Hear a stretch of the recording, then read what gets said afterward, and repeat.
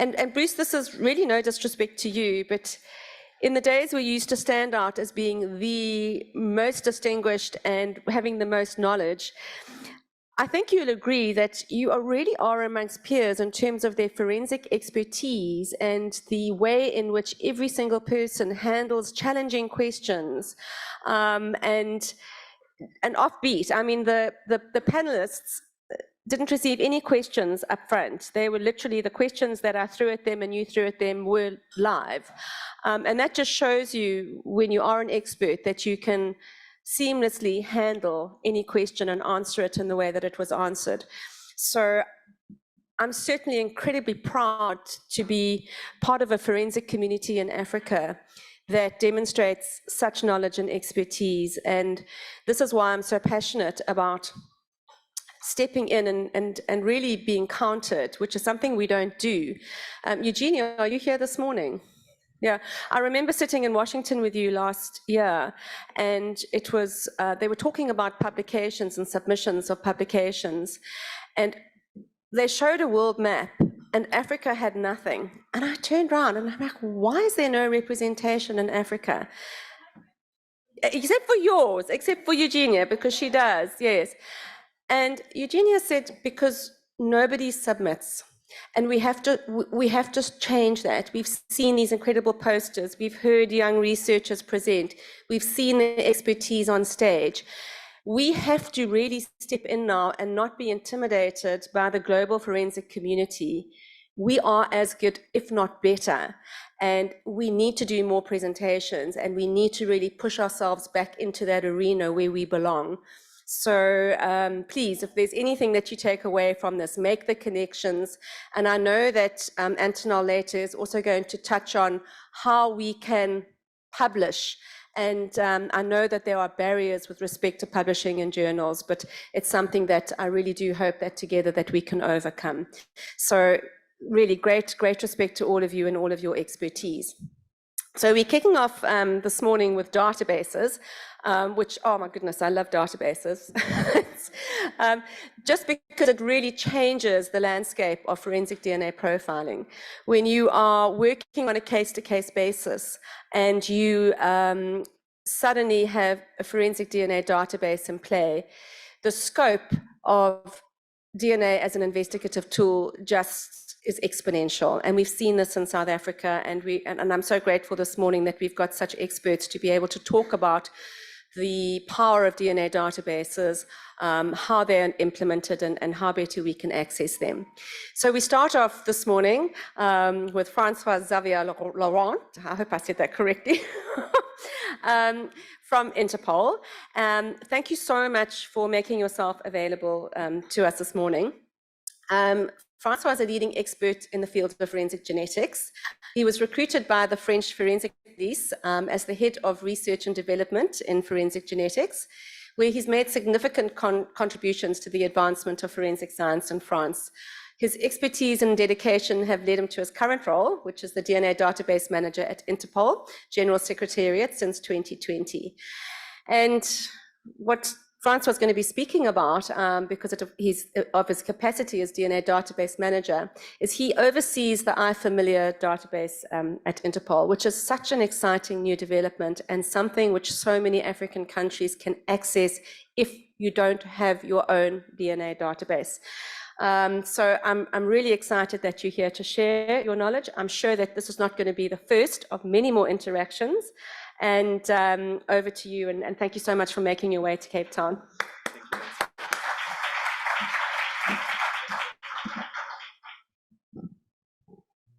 Hello, everybody. Thank you very much for the invitation. It's my first time in South Africa, so I'm very happy to see something new and meet so many new colleagues. And I'm really hoping that we'll be able to have fruitful collaborations in the future. So the idea today is to present iFamiliar, which is a new DNA database launched by Interpol to allow the identification of missing persons using DNA from their biological relatives. I'm just going to turn a bit so I can see better. Yeah. So I don't know how many of you are familiar with Interpol, but Interpol is an international organization which goal is to link police around the world and help them to share police data. So this year we are celebrating our 100th anniversary, so our centenary. So Interpol really is there to help connect countries. So the the Home Secretary, the General Secretary of Interpol is based in Lyon, in France, that's where I'm from. And we provide a legal framework to help countries to share sensitive police information. So as you see on the picture on the right, we currently have 195 member countries, so pretty much all the countries around the world. And we have giving access to forensic databases to countries, including databases for DNA, fingerprint, and face data. So every country can send data to us. We can compare it with the data from other countries and make international hits. And therefore, the police receive some information and they can connect with each other to exchange information. We also have many other databases which can be useful maybe in your work, including travel and official documents, so lost and fake documents such as passport, and also working on terrorism, works of art, stolen vehicles, and so on and so on. So if you are interested, I invite you to go on the website and see how many other capabilities we can offer to your country. So Interpol is also known for its notices system. So a notice is a request for collaboration, a request for help, or to alert about imminent threat. So we have many different colors for notices. So the red notice, which is for fugitives, but also what is interesting for us today, the yellow notices for missing persons, and the black notices for unidentified human remains. So missing person is a global phenomenon, and we know that approximately 25% of all the cases in Europe have a transnational dimension, which means that the missing person is probably found outside of their national borders, which means that sharing information in missing person investigations is extremely important because the solution of the case may be on the other side of your borders. So the reason why people go missing around the world can be because of tourism, but it's also mainly because of increased global migration, transnational crime, including human trafficking and terrorism, and of course the vulnerability of migrants and refugees. So this is an example of a black notice. This one is from the Netherlands, and you see here information that the country wants to share with all the other countries. So every time a country requests the publication of a notice, all the other countries around the world will receive this information, and this notice contains police information. So you have a description of the case, when the body was found, where it was found, and circumstances of the case. So in this case, it was body parts from a woman that was murdered and that was found in a suitcase. And you can see on the red circle here that DNA data is available, which means that if the country wants it, the DNA profile is attached to the notice and sent to all the other countries in the world. And also on this notice, you can attach as well face data or also fingerprints if you have any. For yellow notices, for missing persons, we have a part which is dedicated for the police with police information. And we also have a public website. If you go on the Interpol website, you can have access to a search mechanism for public yellow notices. So if you are working on a missing person case, and if you have some human remains in your country, you may look online if there is a person that fits the description of the body, and you can then liaise with the other country that contains that owns the data. So this is the number of notices and black notices and yellow notices which are used in the world at the moment. So as you see, there's a nice increase since about 10 years ago. And the yellow is for the missing persons, the black is for the unidentified human remains. But as you see, the number of notices used in Africa is pretty low. So the objective of this presentation is to alert you on the possible use of notices in your investigations, if you can. So how does international police collaboration works in terms of DNA? So it's better to show you with images, so it's easier to understand for you. So imagine country A. So country A has a police investigations, and you have a police officer or forensic examiner that will collect some biological evidence and get some DNA profile. So most of the time, the DNA profile will be sent to their national DNA database. There's a reply, there's no match, there's no comparison done with any known profile in the database. And therefore, the police officer can send the DNA profiles to their National Central Bureau. And this is the interface between the General Secretary of Interpol and the police of your country. And therefore, they can decide that maybe the person that they're looking for is from another country, so they can send the DNA data to country B. Country B will receive it through the NCB. They will send it to their national database.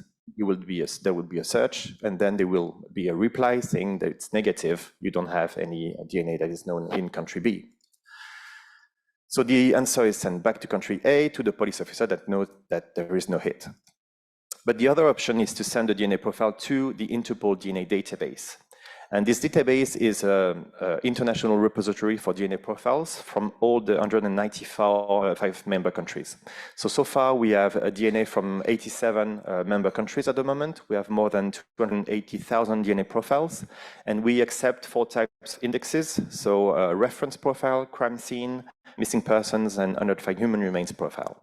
And the idea is that every time a country sends a DNA profile, the search and results are sent within 15 minutes. So you will be alerted extremely quickly if there is a potential lead outside of your national borders. So imagine a country A did that, we did the search, it's negative, we send a negative report. But a couple of months later, country C collects another DNA profile from a crime scene. They send it to their National Central Bureau that will send it to the DNA database of Interpol. We do the search, and then we find a potential match. So then the reply is sent to country C and country A, sent back to their police officers, which can liaise through the Interpol secure network. And then they can share valuable information about the case and see if the DNA actually belongs to the same person and if the person is therefore linked to multiple cases in multiple countries.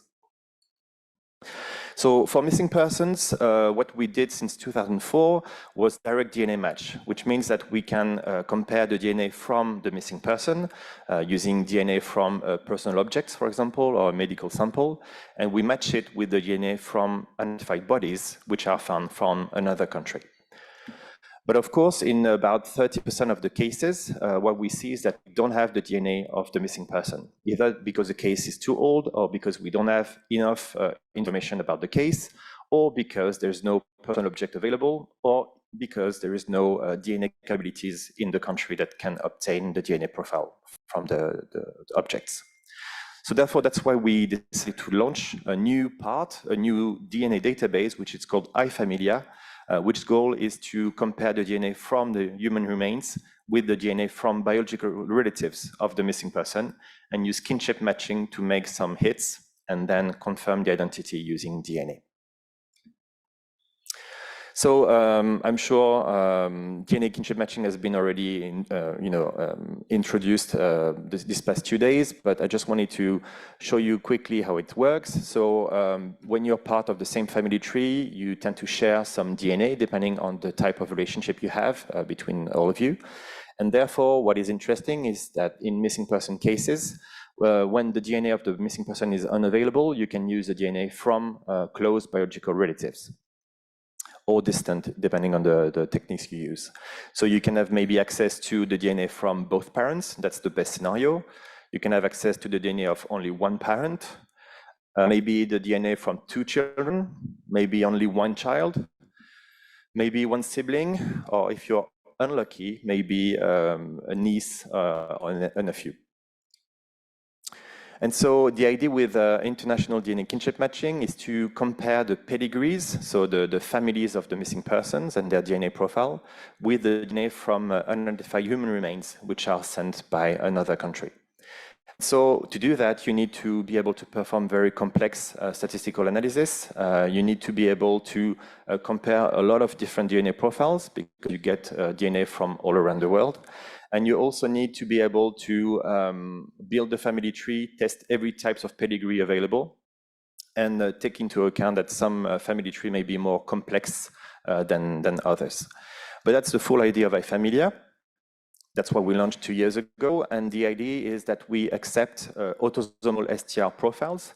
Therefore, we are limited to close family members, but it works very well. We can accept DNA profiles up to 25 loci. We also accept YSTR data and mitochondrial DNA data to make the comparison. And we can basically add as many biological relatives as possible, but we can start with a pedigree of only one family member if you only have one available. And then the idea will be that we compare all the data. You can submit one profile or 1,000 profiles at a time. We have manual or automated upload if you're interested. And we will perform all the statistical evaluation to let you know if there is a potential hit. And then your country is responsible for confirming the hit based on your national SOPs. What I didn't say is everything is free. So, you know, nothing is free in life, but your countries, like the 195 member countries, already paid an annual contribution to Interpol. Therefore, all these services are accessible to you for free. I mean, you don't have to pay, your country does. Therefore, I encourage you to use them because you all have access to them. And if you are working on the case and you believe maybe the missing person or the unknown bodies is coming from another country, it's worth thinking about the international context. So the three components of iFamilia, the first one is a completely dedicated database, which means that there is no criminal information hosted in iFamilia. We're only comparing the DNA from the biological relatives and the DNA from unidentified human remains. Also, we don't have any nominal information in the database, so we only host the DNA profile, the type of relationship we have, because we need to know that in advance to calculate the likelihood ratio. And then we will have retention period of 5 years or 15 years, depending on the type of profiles, but your country can decide to delete profiles at any time. So we encourage you to store the data until the person is identified, of course. The second component is a DNA kinship matching software, which is called Bonaparte, which is sold by a private company in the Netherlands and helps to compare antemortem and postmortem information. All the pedigrees are accepted in this software, and it helps to calculate a likelihood ratio and then propose a list of potential hits that we then need to review. Because when you perform kinship matching, especially when you have a low number of foci or a pedigree which is not composed of both parents, then you tend to have quite a lot of adventitious matches that you need to review. And therefore, we are taking care of this part, the statistical interpretation. We have developed guidelines that help us to determine when a match should be reviewed and when the match should be rejected. And therefore, it will be hopefully easy for you because you will only know if there is a probable or at least pretty interesting hit to follow up. So therefore, you won't receive an email every 30 minutes because you have profile in Interpol. You will only receive one when there is some valuable information that you may need to review. So the reason we did iFamilia was also to simplify everything for the countries. So this is what I explained. So most of the time, countries, when they want to review kinship matches, they used one fixed LR threshold. Can be 1,000, can be 10,000, depending on the countries. And the idea is that everything above the threshold, you report it, and everything below the threshold, you just reject it. But what we found is that the range of available LRs that you should expect depending on the pedigree you're working for is extremely diverse depending on the type of biological relatives you have access to and the number of loci you have genotyped. And of course, when you do international DNA kinship matching, you're comparing data obtained by countries which are using different kits. So there is sometimes a very minimal number of overlapping STR loci between data from country A and country B. So therefore, we need to be able to perform matches and confirm matches when the DNA information is pretty low in terms of DNA. So therefore, what we decided was to create a lot of simulations and determine what is the best LR threshold depending on the type of pedigree you have and depending on the number of loci you have in your match. So this is how it works. So we've created interpretation tables. And so on the left, on the rows is the LR value that you obtain. The columns is the number of overlapping STR loci you have. And this is the table we have for a pedigree with only one parent available. And so we've designed zones that helps you to interpret if you should reject the match, or if you should maybe ask for additional information, or if you should just propose the match to the countries so they can review it. So if your match is in the red zone, you should just reject the match because the statistical information is considered to be too low. If it's in the orange zone, then we estimate that there is more than 50 advantageous matches per 100,000 UHR in a search. And therefore, we encourage you to either spend a lot of time reviewing all of them, or to ask for an additional biological relatives or additional loci to make the LR either better or lower. If you're in the green zone, it means that you should expect less than 50 advantageous matches per 100,000 UHR, and therefore you should spend some time reviewing all the details, and also compare the antemortem and postmortem information. So sometimes based on the biological sex, or just based on the dates, which are not compatible. If you found the body before the person disappeared, then it can't be the person you're looking for. And therefore you can reject quite easily some of the matches. And if you're in the gray zone, so it means that either you have some germinal mutations happening between the parents, for example, and the kid, or that the pedigree may not be completely accurate, and that the range of LR that you found is not within the range that we found. So it means that maybe the pedigree is not completely accurate, and instead of siblings, you may have half siblings, which explains why the LR is a bit lower than expected. So the scientific validation behind iFamilia has been published in FSI Genetics. We published it as open access, which means that the article is free to download, even if you don't have any subscription at the journal. You can have access to all the interpretation tables. You can have access as well to the whole method, because we designed iFamilia to be working with any type of DNA profiles around the world. And you know that when you compute LR with kinship matching, you need to use allele frequencies of the population that the person belongs to. So when you don't know the ancestry, for this case, we created international allele frequencies. So it's worldwide allele frequencies based on about 200,000 individuals that we collected from previous publications. And this helps you to compute LR. And then if you want to confirm it, the country has to use their national procedures and national allele frequencies to get the true value of the LR. But this method really helps you to first make a check in an international database and find potential leads whenever you don't know the ancestry. So how do you send data? So we have many options for you to send data to us. One of them is the yellow form that you have here, and if you want to have access to it, you can either ask your National Central Bureau or contact me if you want, and I will send it to you. And so this search request form helps you to include the DNA from the parents or the siblings or the children of the missing person or any other biological relative. You can also add information about the YSTR and mitochondrial DNA if you have any. And importantly, there's a statement of compliance and consent that the country acknowledges when they are sending data to us, which means that they need either the consent of the family members or they need to have a national legal provision to be able to send the data to Interpol. But as I said, the country doesn't have to provide any nominal information about the family or about information about the case if they don't want to. Therefore, it can be extremely private. And we are making sure that we're only using the data that is necessary for the identification. So as I said, we also have mass upload options. So if you are against manual insertion of DNA profiles, and you know that there can be some human errors when you type alleles manually, we can also offer some Excel import or XML import if it's facilitating the transfer of data between your country and Interpol. So last year in India, we had our 90th, 89th, I think, or General Assembly of Interpol. And this is the time where all the countries meet with each other and when some resolutions can be voted. And one of the resolutions was about iFamilia.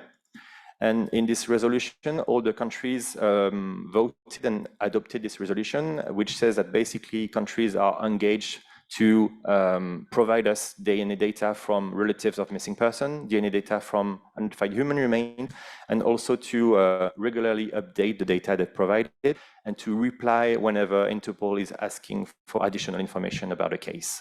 So if you want in the future to collaborate with us, you can use this resolution, go back to your country and say, well, you agreed, you voted. So now it's time to maybe change our national procedures to be able for us to search for missing persons outside of our borders.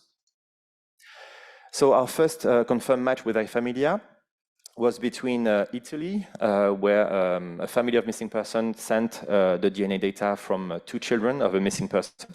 So the person was reported missing in 2004 in Italy, but we only got the DNA in 2020. And so we included this pedigree in iFamiglia, and we found a connection with a body that was found in the Adriatic Sea in Croatia. So at the time Croatia obtained a DNA profile, they sent it to their national database, there wasn't any match, and then they sent it to Interpol, and we stored it for 16 years. And 16 years later, we managed to make this match instantly, send the information to both countries, and they were able to confirm the match. So this was the first proof that even European countries that you may believe share a lot of information between them actually do not. And therefore, it's important for Interpol to step up as the possibility to compare data internationally, especially when you have a sea or an ocean between the 2 countries.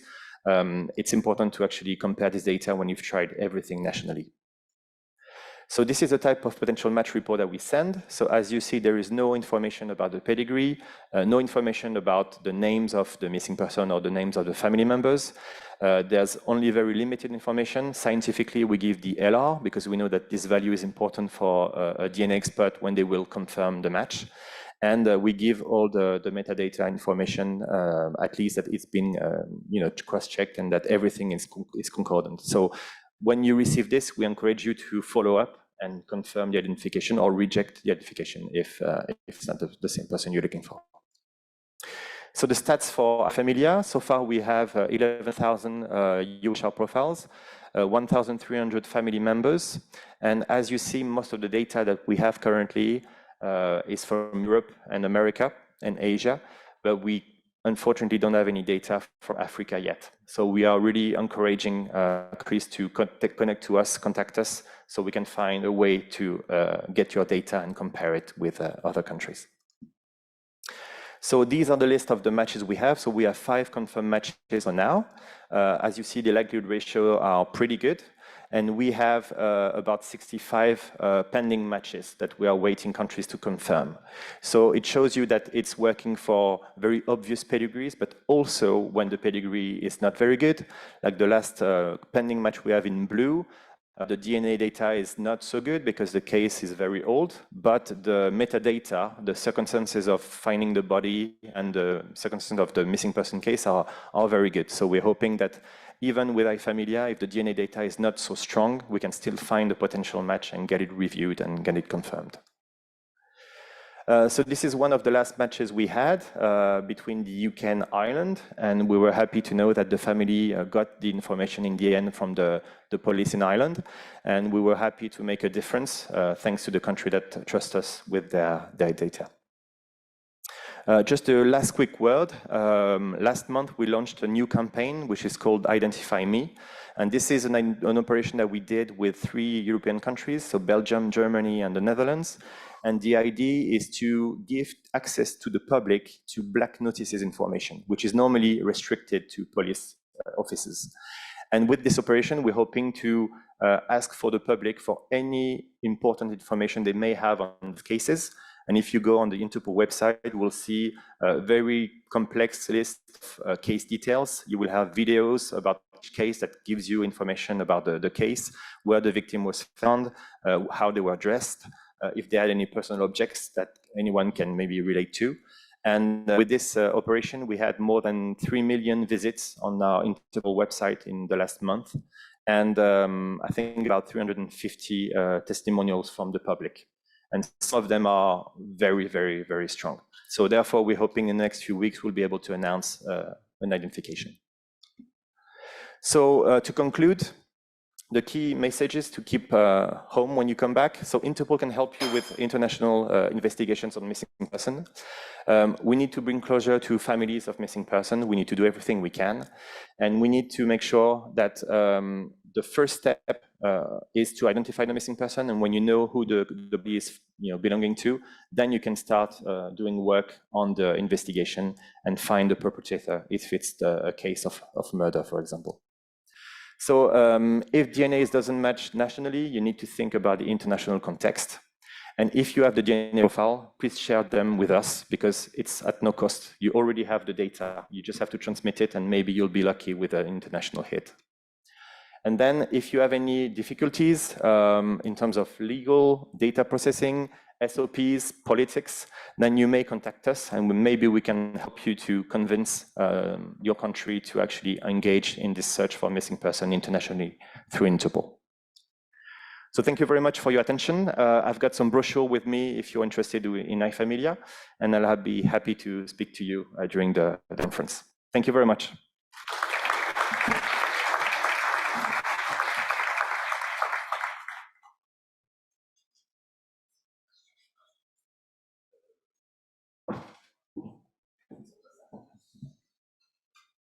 I must say that, thank you so much, Francois. It's oh, so much taller than me. Having access to these kind of resources is what we need to know and we need to share amongst our colleagues within Africa, because even if you don't have a legislation in place, it is something that you could access on a case-by-case basis by virtue of the fact that it can be withdrawn at any time. So it really is an amazing platform to be able to access and use in a safe way, and you know, to find resolution. So yeah, hopefully, Francois, you'll be able to talk about this more within Africa as your journey continues. You started in the south of Africa, so maybe you just continue up. So I think our next presenter, Brigadier Joe Smith. Always a story, but when in 2005, yeah, when I first, just after my dad was murdered, and I decided to take on the government and start lobbying for forensic DNA laws, I met Joe at the time with Rob Matthews in Arcadia, and he had also been trying to get some form of a bill through Parliament for some time, and it had kept getting rejected. And in I walked, and I just remember he just looked at me and thought, who is this little chickie now? Literally. And hence our journey began. And my goodness, we have really fought together. We fought literally. We have had many fights. Joe and I have had many fights in terms of what we believe should be done when I was on the oversight board. But I have never met anybody with so much passion, so much knowledge, such dedication to seeing this database in this country work. And you really need to be acknowledged, Joe, because you have literally single-handedly curated, managed, maintained our DNA database in South Africa. And I hope today that you can share what you've done and also some of the frustrations that you've experienced, as well as your vision as to how we can better use this incredible methodology. We have one of the highest crime rates in the world, and we really should be putting this incredible database to better use. And I heard today that Brigadier Joe Smith is embarking on a PhD, which is just fantastic news because you really do have so much information, you know, on the effect of databases. So currently, Joe is the section head of the Forensic Database Management at the Forensic Science Services and SAPS, and has more than 34 years of experience in the field of forensic science. And when I say that he's played an active and pivotal role in the establishment of our National Forensic DNA Database and the implementation of the provisions of the DNA Act, I really don't know anybody else that rings true for. So welcome. It's so good to have you here. We gave each other a huge hug today to say, wow, you know, this is our journey continues, and I look forward to many more years of working with you. Thanks for being here.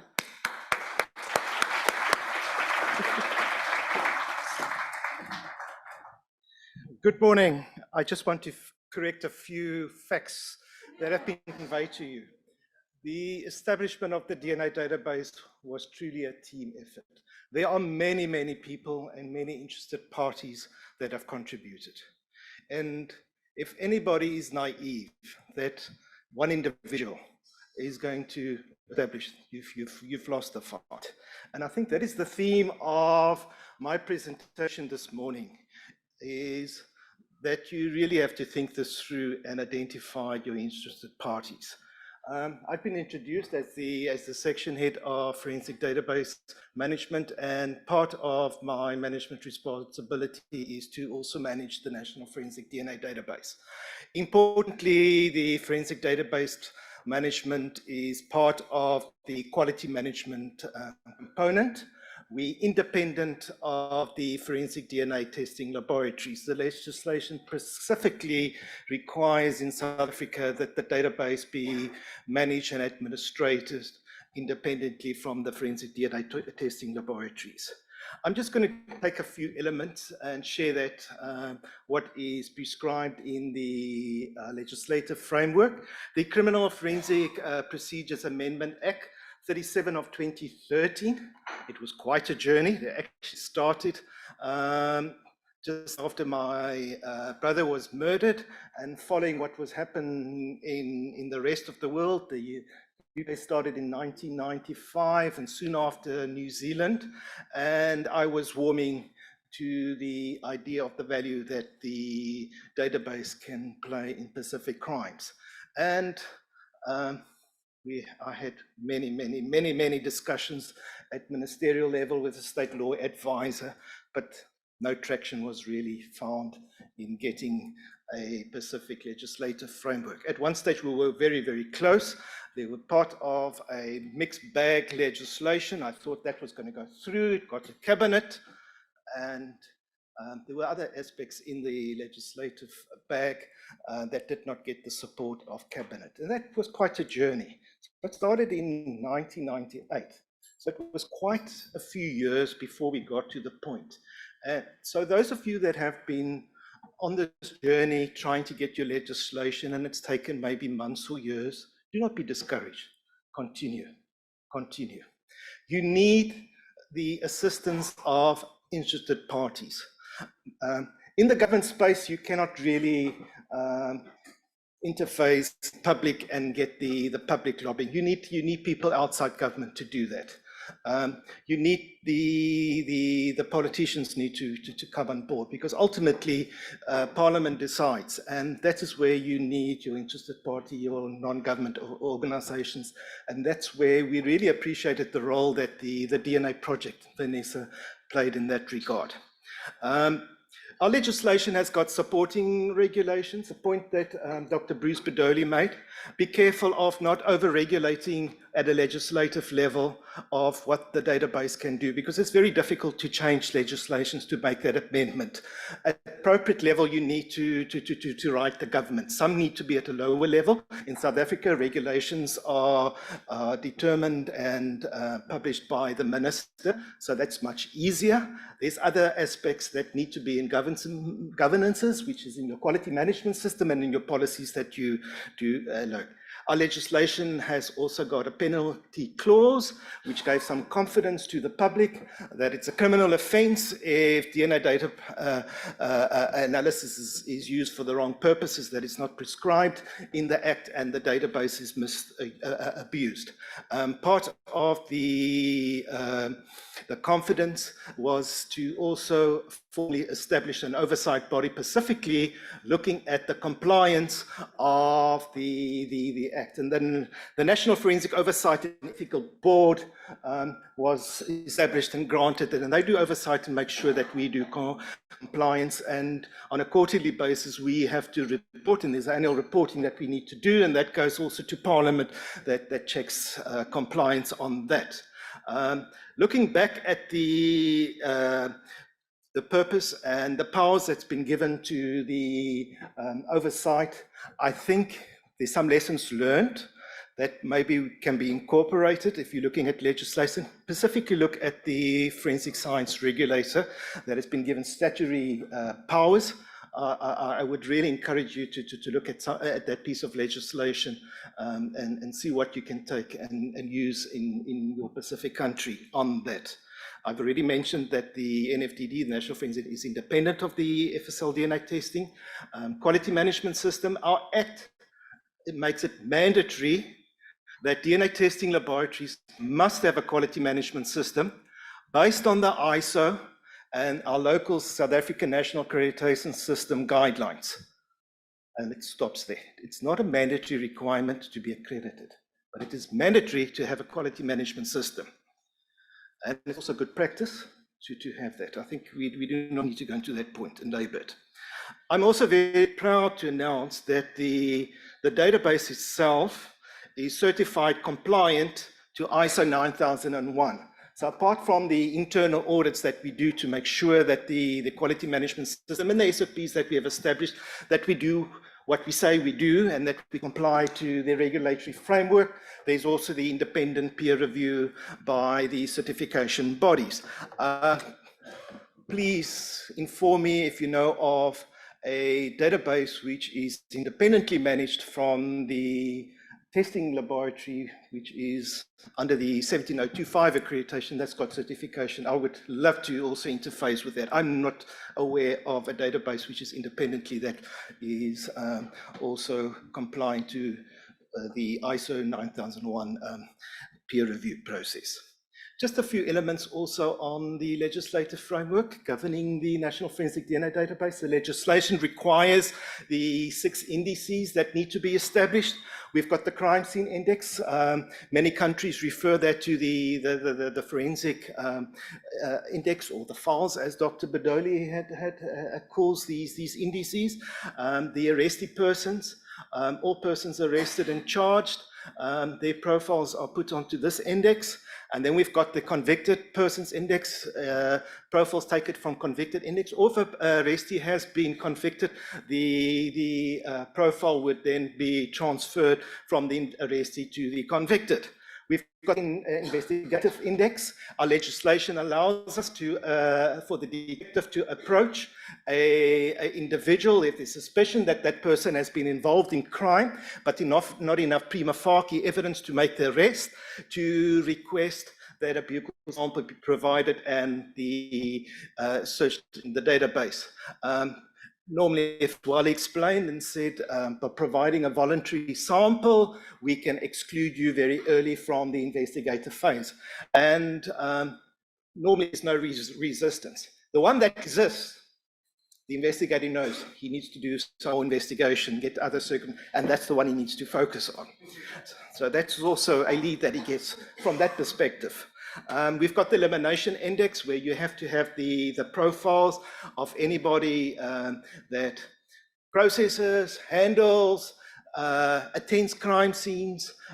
So any person that processes or attends a crime scene, their profile must be on the data.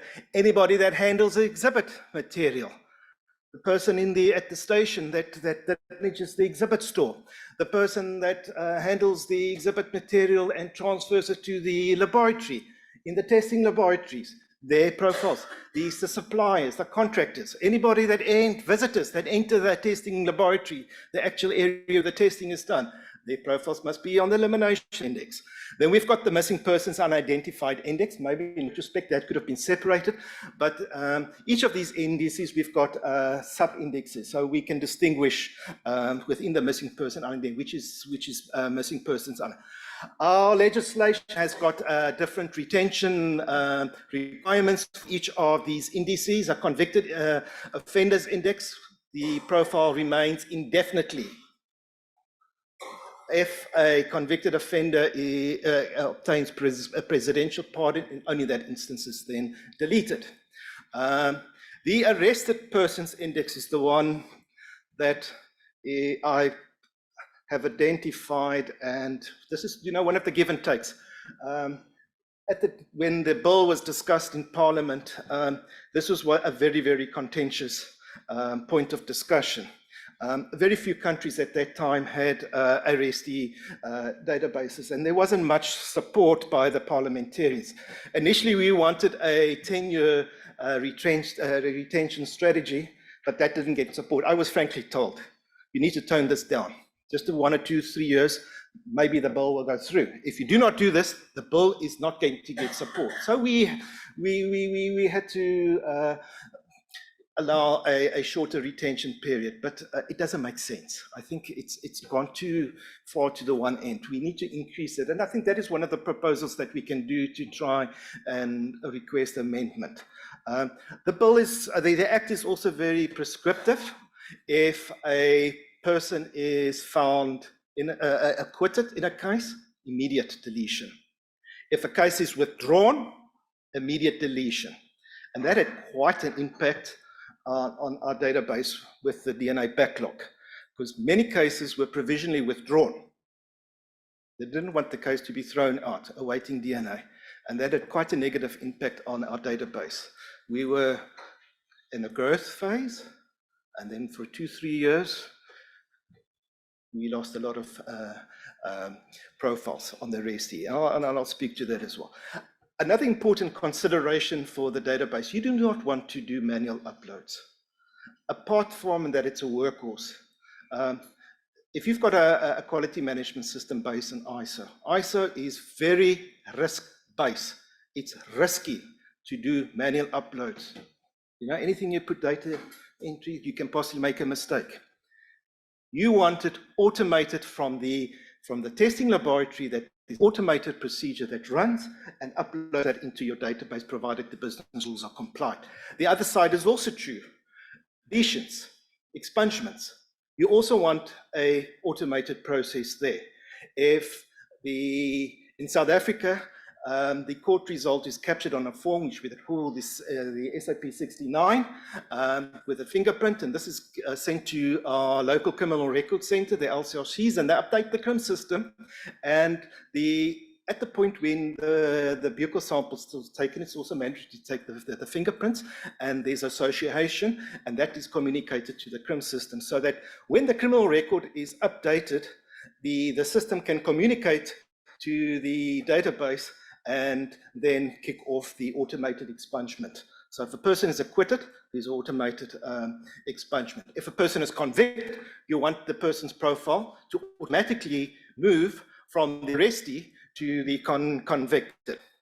So it's important. We do have functionality to do the manual deletion, but that's an exception. We've only used it once, where a board member resigned from the board and put in an application. So we've only got one example where we actually used that. Otherwise, the rest of the deletions expungement is an automated process. And that ensures that we're compliant if it needs to be done immediately, or on the age basis when you get to the 3-year period and there's a person on the REST-E database that you need to then do the deletions according to the requirements of the Act. On the database, we do intercase. In other words, our comparative searches is between different crime scenes, different case related. Within a case, the intra searches is done at the DNA testing laboratory. So if a suspect is arrested in this specific case, the DNA testing laboratory would do the inclusion or the exclusion. And just for interest, to give you some metrics, the maturity is the term that we use in South Africa, or how many profiles are on the database. Currently, as on the 9th of June, it's changed. It's obviously almost a week later. It's more now. At that point, it was 1.2 million, just over 1.2. From the inception of the database, we have deleted, expunged more than 785,000 profiles. If you look at the 1.2 million profiles, which is on the database, and to see what is the relationship of the profiles that would derive from exhibit material crime samples versus person categories. And I just also want to mention, we only keep one instance of a crime scene sample. So if a profile, if there were several exhibits submitted in a particular case, and they've all got the same profile, we only load one instance. So this is at a case level that I'm talking about, 645,000. Currently, for the person categories, it's 565,000. This figure, with the down management of the DNA backlog, there's also been a change in the legislation. It used to be optional. Now it's a mandatory requirement that all arrested persons for what we call Schedule 8, this is for your serious offences and property crimes and offences against the state and firearms and drugs. Those are mainly the category that it is mandatory. So it's a lot of samples that are coming in and then typed by the DNA testing laboratory. Also, what has changed from 1st of March, It is now mandatory before a convicted offender is released from prison that it needs to be checked, has the profile loaded onto the convicted. So this changes in the environment is putting a lot of pressure on the DNA testing laboratories. And I suspect within the next 18 months to two years, this 565 will exceed 1 million. With the increase of the loading, there is also more pressure and opportunity of getting investigative leads. Let's look at that perspective. From the inception of the Act, 2015, how many forensic investigative leads? And the metric that we use, we counted at a case level, not sample level, case level. So if you've got 2 station case crime scenes that are linked, it will be 2. If it's 3, it's 3. And what's encouraging of the picture in the red from the DNA forensic, DNA person to crime, the known people where we have a person's profile on the database, the output of that is the terminology we use in South Africa is a DNA person to crime forensic investigative lead. Where we do not have a person's profile on the database and we're linking 2 different cases and or 2 different crime scenes, the term that we use is the DNA crime to crime forensic investigative lead. What's encouraging on this picture is you can see most of the majority, 85% of the forensic investigative leads that we've reported are from known individuals. And this is what you want. At one stage, these 2, the red and the black, were very similar in size. And you want that DNA crime to crime to be as small as possible. Then you'll know your database is effective and you know you're taking the right samples that you've targeted from. So I think the legislation is working for the categories that have been identified in our Schedule 8 because we're resolving a lot of that. Initially, when we started with the database, the majority of the casework that was done by the DNA testing laboratory was sexual offense. That has come down. Now they're getting a lot of property crime, skin cells that are submitted. So we're getting, I think it's probably now about 52% is still sexual offense, and the rest are property crime. But as you progress and the crime scenes become more effective and more property crimes are processed crime scenes, we'll get more property crime scenes and exhibit material, and we'll get more of that type of forensic investigative leads. If there's one message that I can leave with you for those countries that are considering establishing a DNA database, do not just look at the DNA database. You need to map out the process. And the presentations that were given yesterday, in particular from Yusim and Prof. Green and from Donald, look at the value chain, crime scene to court. You need to unpack that process. You need to make sure that each of these steps are optimized so that you can use DNA testing effectively and that you've got a very likelihood of getting a profile loaded and that it's got evidential value.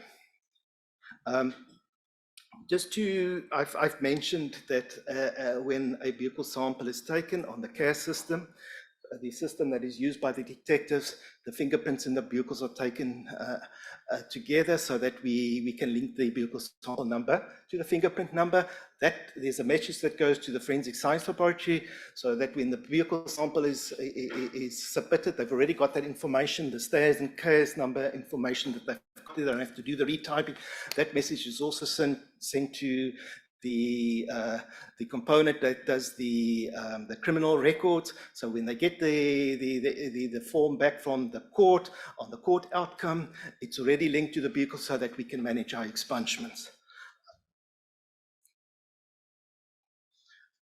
All receipts at the laboratory, there's a message that goes to the station and CARES to say, we've received a sample or an exhibit. It's important so that you have your different systems interface. You want to manage, you do not want exhibit material to remain at the police stations. Our legislation requires 30 days. The internal policies have made it 7 days so that we comply, because often what happens is they remain in the storage facilities. You want to get them to the laboratory as quickly as possible. So you need to look at a system solution. And that's why it's very important to look at that value chain. Our system that we're using for the National Forensic DNA Database is homegrown. It was developed by the State Information Technology Agency. It's a very, very good system. It's very similar to what CODIS is doing, but it goes beyond that. It also manages what happens once you've got a comparative search. And internally, we call that outcome a candidate forensic investigative lead. There's some quality control, quality assurance that need to be done. There's also technical review that needs to be done. A report is compiled. Once it is complying to all our quality assurance, only then the product is released, the forensic investigative lead.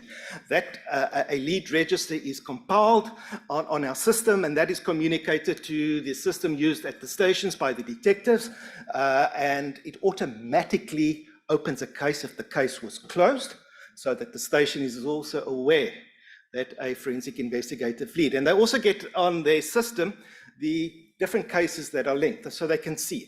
And what is applied to DNA forensic investigative lead, we also implemented it for the fingerprints, very similar process, and also for the ballistic IBIS.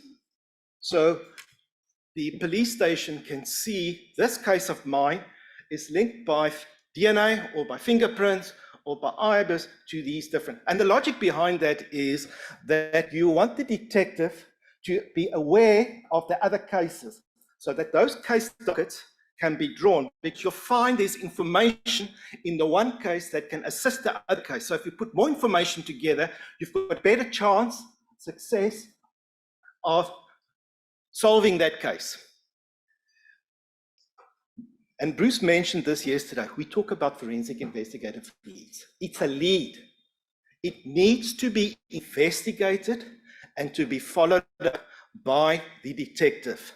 In many instances, we have reported the investigative lead, but we've actually linked a person that had legal reason to have been at the crime scene, and that person needs to be excluded. As an example, on the system that the station has, is that they need to also capture what have they done with the investigative lead. And if you do look at that, you're going to have a database. You're going to identify so many forensic investigative leads, and you're going to get very, very little return on your investment. Dr. Badoli, did you say in sexual offenses you get about 10% of the confirmation samples back? All right. That's not a good return on investment. And it's because the investigating officer does not understand or doesn't have the resources, or for whatever reasons, they're not following up on that. And you need to have a system where you can manage this. We've made it now part of the detective performance, and they need to report this quarterly, and it's in the annual report. What have they done with the forensic investigative leads? You need to get that metric measured, and you need to know that your product is used. Otherwise, you've put all this investment and you're not getting that return of investment. And you heard from Advocate Bonnie, the initiatives that been put place.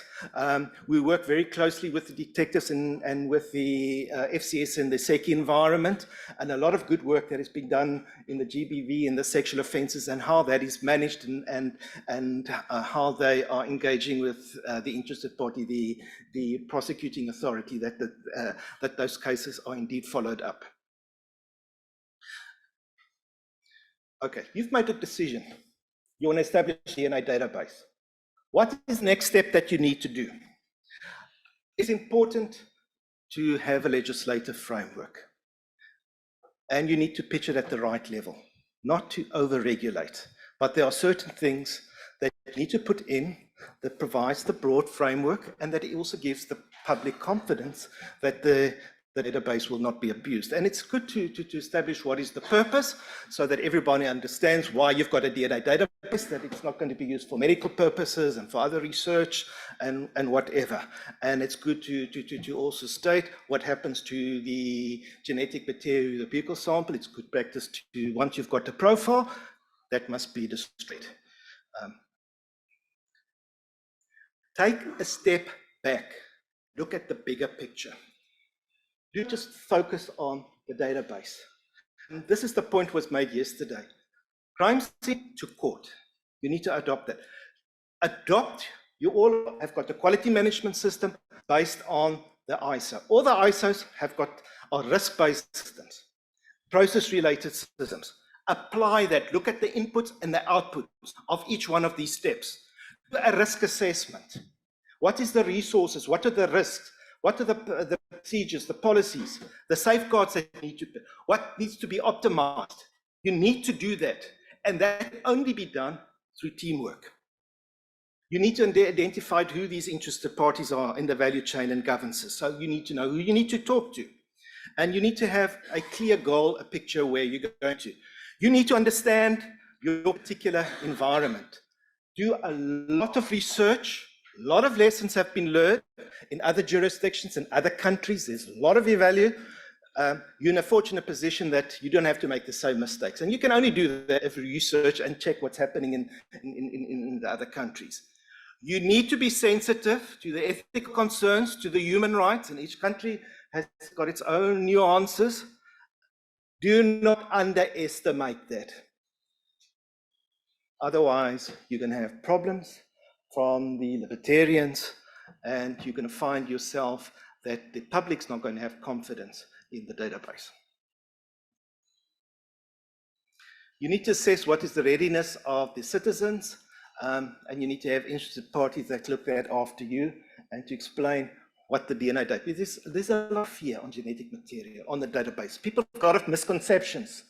And they're going to think you want to do medical research, you're going to have information about the people's medical issues. You need to address those issues. So a lot of research and planning needs to be done. And you need to understand what is that value chain, what is the resource. The last thing that you want to do, you establish a database and you're collecting samples, and within 6 months, you've created this enormous backlog because you didn't think this through. You didn't plan properly. You didn't look at the resources that are required. It's very, very important. And the funding that is required for that. And you might need to tone down a bit what your initial output is and maybe phase it in over a few years, especially in the South African context. We do not have always the access to resources that the other countries have. Look at your criminal stats. If sexual offenses is a huge problem, and then you need to look at that. If you are under the impression that the DNA database is going to solve crime in your country, close the book. It's not going to solve the crime in the country. Very few crime is where you will get DNA exhibit material. You will most likely not get DNA exhibit material in electronic crime. So DNA has got a role to play. Do not overstate it. It is important for specific crimes. And it's in our experience, very, very successful in dealing with your sexual offenses and your property crime. Very, very successful. I hope somebody is changing the slides as I'm going. I see nothing over here. You with me? Nothing is displayed here. I'm not even sure where you are. Okay.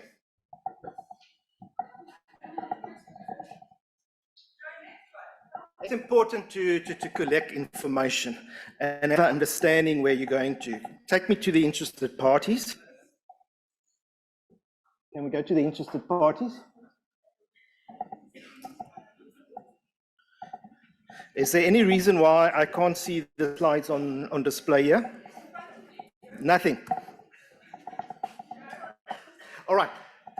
Part of the value chain is the interested parties. And there you need to consult, you need to have a team approach. It doesn't help you identify all forensic investigative leads. You've got the detectives on board, you've trained them, and they're actually investigating and doing the follow-up. And now you've transferred the backlog that was at one stage at the DNA testing laboratory, maybe it was at the database, and then it gets to court. Everybody needs to understand what their role is and what the impact of your database is. Everybody needs to address that. You need to be effective in what you're doing. So the testing laboratories need to make sure that you've got effective quality management system here. And the priorities are the legal expert, the judicials, the prosecuting authority. Ideally, you want your different departments and systems to interface. If I have reported a forensic investigative lead, it's not only communicated to the detective, you want it communicated to the prosecutor that they have got access to that. So if they receive the case docket and the investigating officer says, I'm waiting for the DNA match report, the prosecutor has got access in that has already been communicated. The prosecutor needs to know about forensic investigative lead because many of these leads are across different jurisdictions. They need to bring this together. Your IT is very, very important. You need to look at access. You need to look at the security to develop that. Correctional services, ideally, if you're going to take samples from convicted offenders, that they also be involved. We got a lot of resistance from our correctional services that they didn't want to take the vehicle, but I find lately that they're more open, and so that is a main that we can look at. And your NGOs, they can do a lot of good work that you cannot do in the public sphere. Forensic awareness is very, very important. South Africa, part of the quality component, we've got the development facilitation that's doing ongoing forensic awareness, internally and externally. We've also got part of my section that does workshops with the detectives to explain to them what is the investigative lead and what they are supposed to be doing. Get champions in each part of this value chain that can work with you. It's a team effort. If you do not get all your interested parties, you're going to fail and you're not going to get the perceived outcome that you're hoping to get. Look at your database solution. I think my time is up. I see Vanessa's already waving their hands.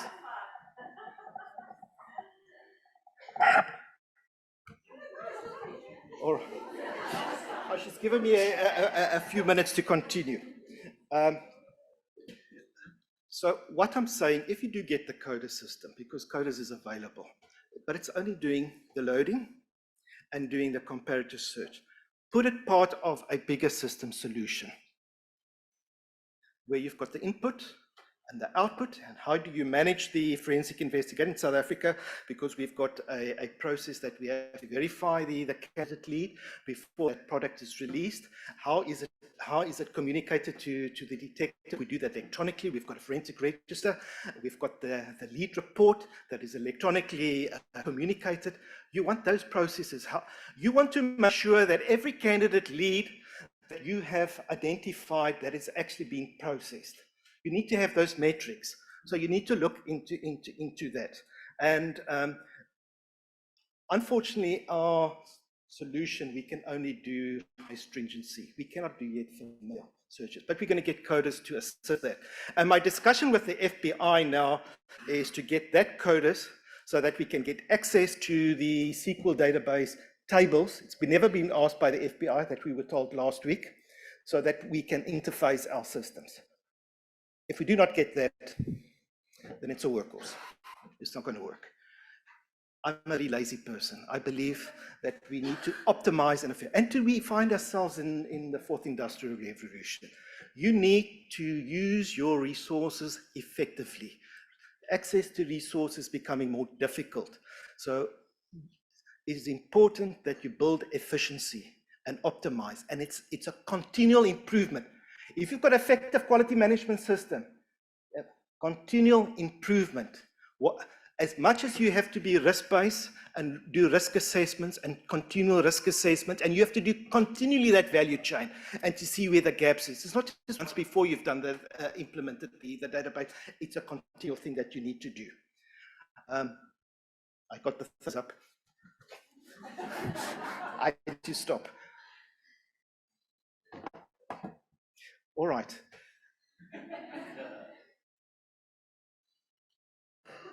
So my message to you is do a lot of research, look at the lessons learned, be a team player, identify the interested parties in this value chain, sit down and map it out and draw these pictures. Get your IT department from the different departments. This is what we did. The draft bill, we mapped it out. Every time there's a change, what is the impact? Many of what we had perceived to done, we have not yet implemented because the other departments were not ready yet. But you need to continue with this. It's a continual process. And that is the message that I want to leave with you. Unfortunately, the time is very limited. There's a lot of information that I can still share, but please feel free to contact me anytime, maybe back at the office. I'm willing to share information. Thank you.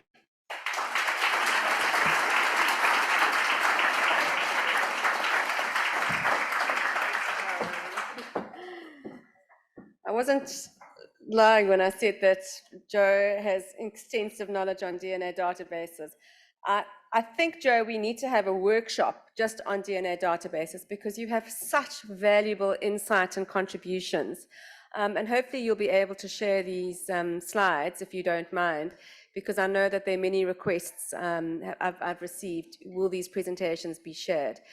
Thank you, honestly. It's amazing how much you do know and the vision that you have. And I hope that we can continue to work together to continuously improve our own DNA database.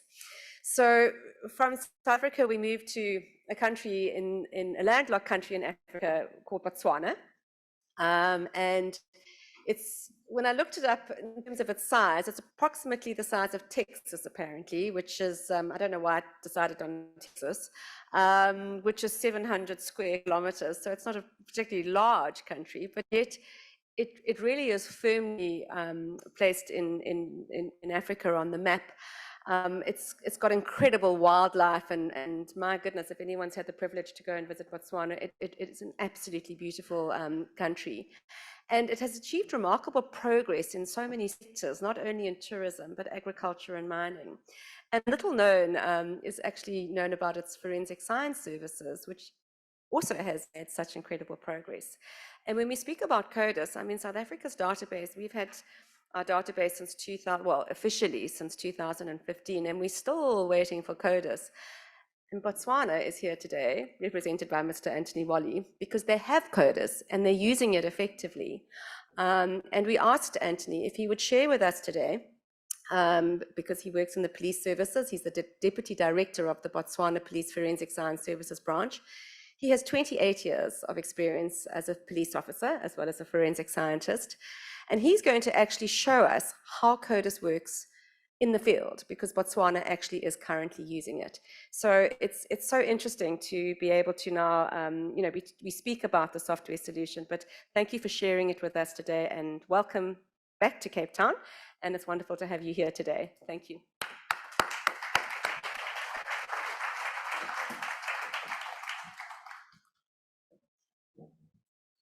Thank you, Vanessa, for that introduction. Good morning, ladies and gentlemen. 1,000 years ago, I met Bruce.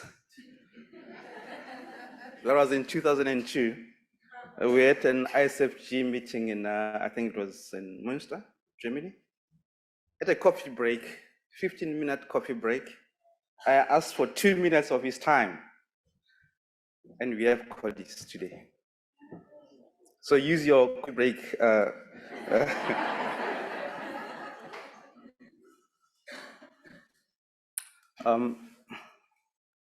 The Zebras, that's our national soccer team name. You know, they get very agile when they play Bafana Bafana.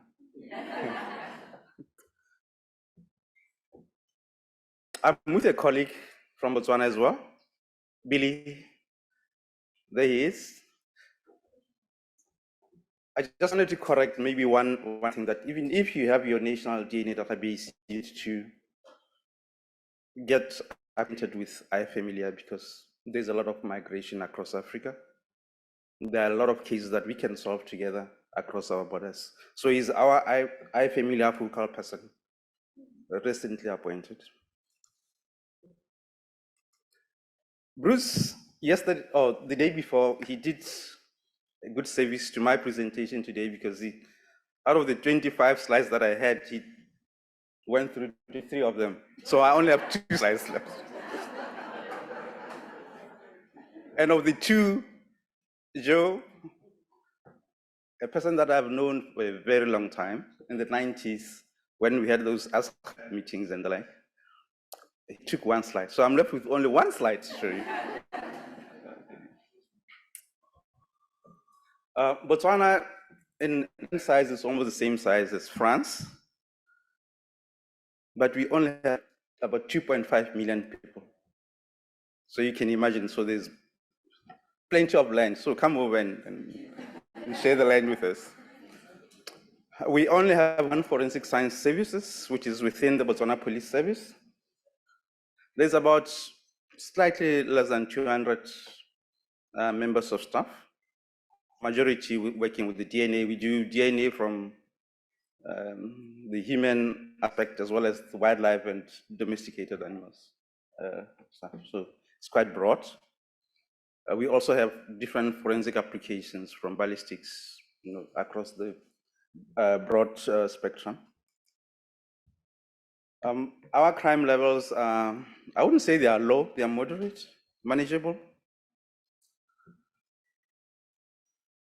We've been doing DNA testing from the late 90s and stuff like that. When the world started, seriously doing DNA databases in 1995, we were up there talking, thinking about it. And I must, at this point, thank the people that are working here in South Africa, because they have open hearts. They opened up for the whole of Africa to come over into South Africa and learn what everybody else was doing. I'm mentioning Joe because he's here, but there are others that are not here now that have been very supportive of us. We've had Joe, we have had Ngauka, Eddie, we've had Sezi, we've had a lot of people. Arnold Krailing from way. Pravesh, I can see him there. So these are the stalwarts that have, sort of helped to drive us to be where we are today. Thank you so much. It is now not a new phenomenon to say we have a DNA databases. And my presentation really is to those of our colleagues within the region that are still looking at acquiring databases. My advice to you is keep it simple. Don't overthink it. Keep it simple. Don't overthink it. If you are doing any form of DNA testing and you're not doing any DNA databasing, you are losing a lot, especially in terms of cost, because DNA testing is not cheap. We have CODIS. CODIS was developed by the FBI. It's free, it's cheap. It's free and it's cheap.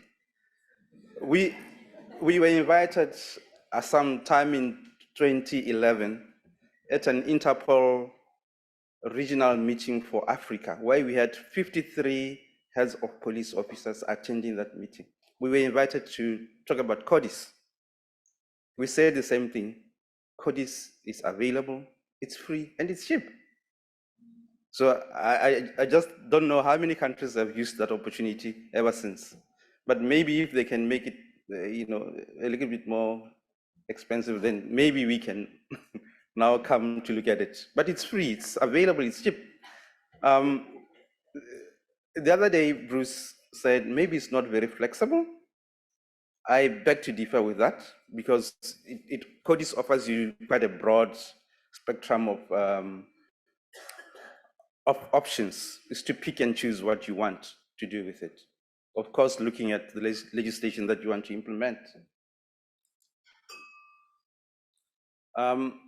So far, according to what we know, there are more than 58 countries that are running CODIS platform nationally, but there are, of course, international organizations that are also running with CODIS.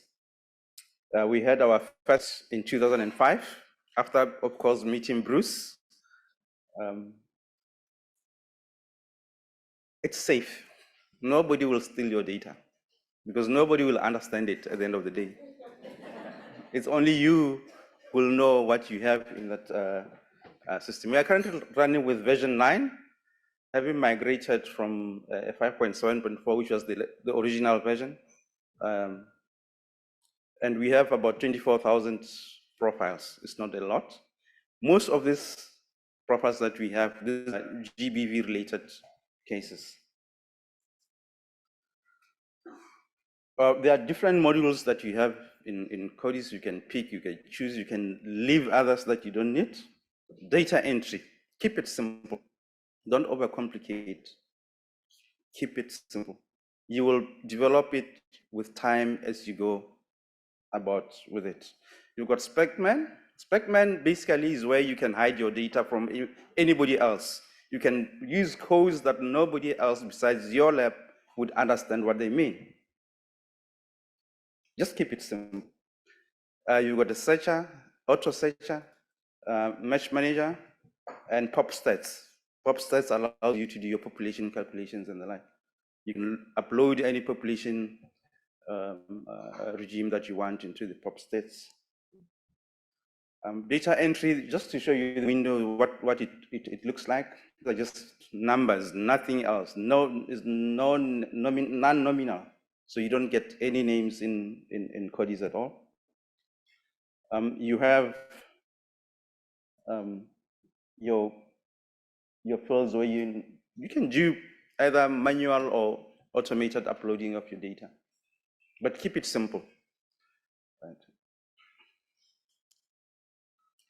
Specimen manager, like I was saying, this is just a series of numbers that you can configure yourselves depending on what you want to derive out of it. The match manager as well, it wouldn't show you whose uncle is matching whose daughter. It's just a series of numbers.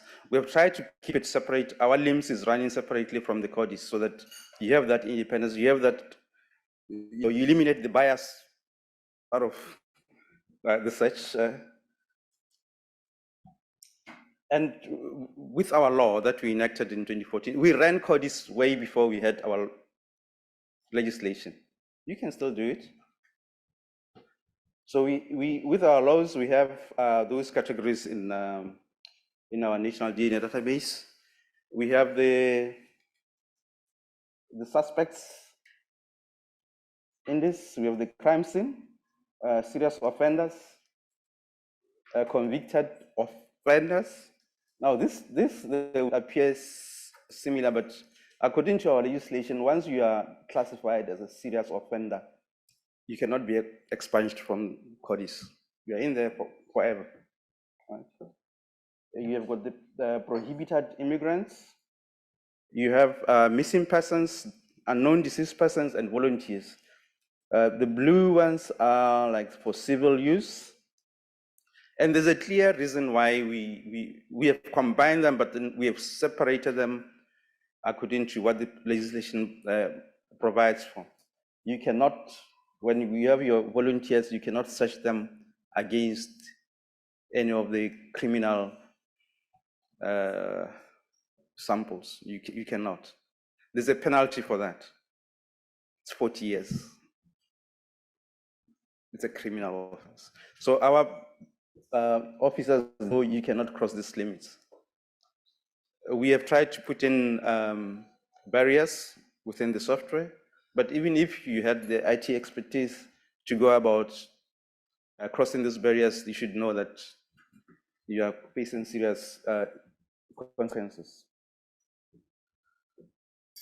Like I said, we've had CODIS for a long time, from 2005, running from version 0.7.4. We have upgraded the software a couple of times. And there were times when, during the upgrades, because there were massive upgrades, they were like new developed software, which is not done by us, but it's done for free for us by the FBI. We needed to replace hardware, like your servers and the like. So it took a bit of time to acquire those. Most of our successes are coming from the crime scene index, where we have profiles coming from GBV cases. So far, we have had 358 offenders brought justice from cold cases. So this will be cold cases, and one of these I'll show it later. We had one person, having 16 cases, just moving about in a small town. So this is the hits that we have had, the cold cases that we have had so far.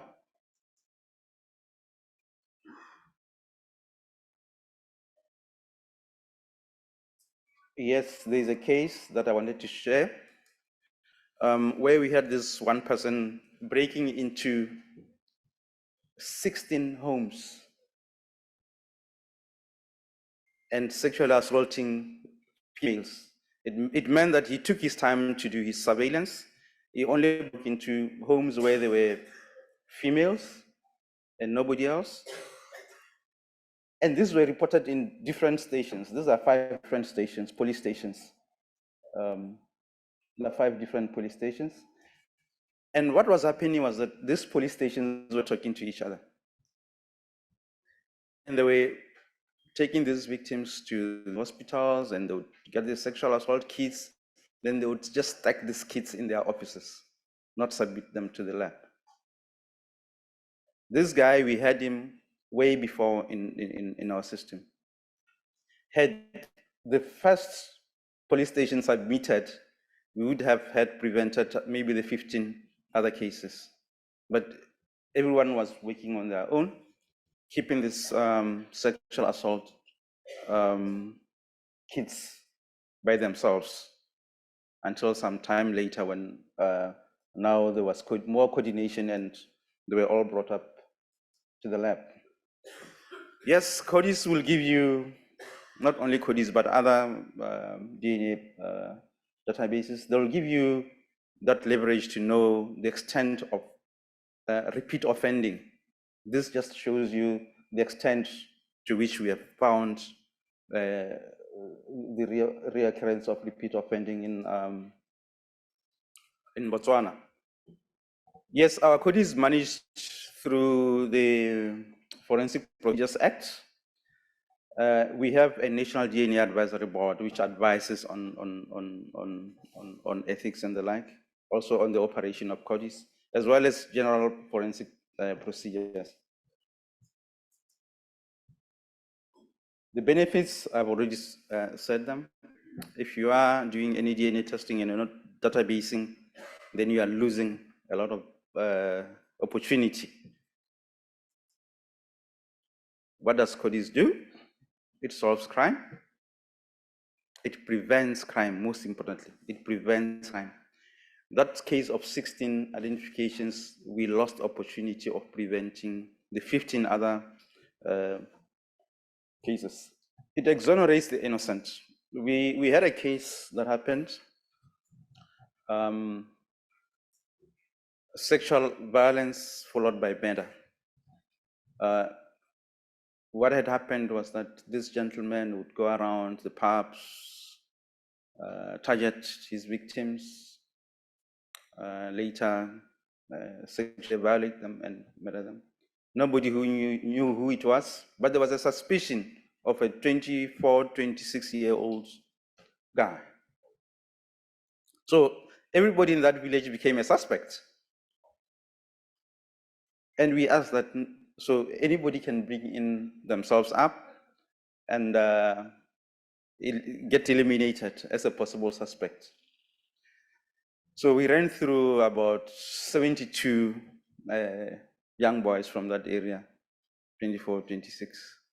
And ultimately, after excluding this 75th, the 76th who was resisting became the suspect because we had a hit with him. So basically, CODIS or any databasing will give you that leverage. But because CODIS is free, you know, the costs associated with research, development of the software, the human resources you put in there is enormous. It runs in several millions. But if you're not paying for it, why don't you take it? For those countries that are maybe looking forward to implementing, you know, it took us a long time. It took us quite a long time. We went from country to country. We were here in South Africa looking at CETA. Stuart Allen, I don't know if he's still around. We were sitting down with Stuart, you know. We went to France looking at the FNAC. Yeah, we went to Australia. We've been all over the world. But then because already there are people that we're here, Joe is here, you don't have to go through that again. We can use that time for something else. So basically this, we are looking forward to moving into this new facility. That's when now we are going to go into our volume crime. We've been focusing on GBV mostly cases, where we have maybe more automated systems that can handle volumes that we expect to do. This concludes my presentation. Thank you so much.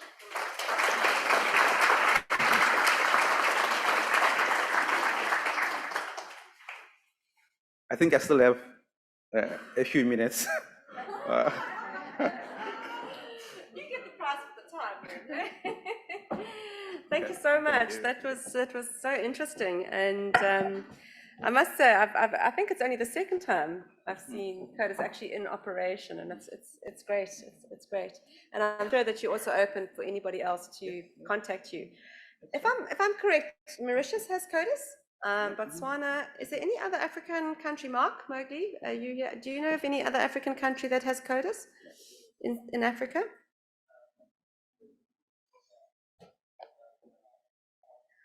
Algeria. There's Morocco. Yeah. So it'll be interesting to see how. I know Kenya's. I don't know if Somalia. Yasin, is Somalia looking at it? Yes. Okay. All right. So next year we might have a whole new. Yeah. Thank you so much. Thank you. So we're going to have a. If our panelists can make their way. I think Anthony, you're also on the panel. No, is he? Yeah. We are going to have a panel discussion on databasing now, which is great because we can get to direct answers. And the moderator is Mr. Tim Schalberg. And Tim, really, he has extensive experience in terms of databasing. He's one of the global experts. Every time I speak to Tim, he's in an airport or on a plane and going somewhere else to advise and consult with countries with regards to DNA databasing. He provides consultancy services in the US, and he served as a lawyer and a government affairs advisor to the police. And for the last 22 years, he's been part of the government, the GTHGA, which is Gordon Thomas Honeywell Government Affairs Group, and really is one of the world's foremost experts on forensic DNA database legislation as well as policy and law. And I must say that Tim has been a great mentor to me. We've also had many, many years journeying to many different parts of the world. When I was lobbying for laws in South Africa, Tim was really such a good person to speak to. He has a wealth of expertise and knowledge, and I know is always willing to share it, and has consultants all over the world who reach out to him and work with him to advance forensic DNA policies, to basically ensure that they have a DNA policy and a DNA database. So I'm going to hand over to Tim. He's going to be the moderator for this discussion. And on our database, on our panel, we've got obviously Francois Laurent is on there, Brigadier Smith, Anthony Wally. Asha, are you there? Yes, I was supposed to say, where's the lady? Okay, and Aaron Amkwa, who's going to be talking about the policy aspect of DNA databases after tea. So Tim, I won't take up any more of your time. Thank you so much for being here. And there was a power, by the way, I have to tell the story. There was a power issue this morning, in case anyone didn't realize. We were sort of having a bit of a panic. We had no power because somebody's pipe burst in their room above, and all the plugs were waterlogged. As it turns out, it was actually Tim's. And Tim said it's the first time he's been to Cape Town. He woke up in the middle of the night with 4 guys in his room, and he was, oh my God, this is it.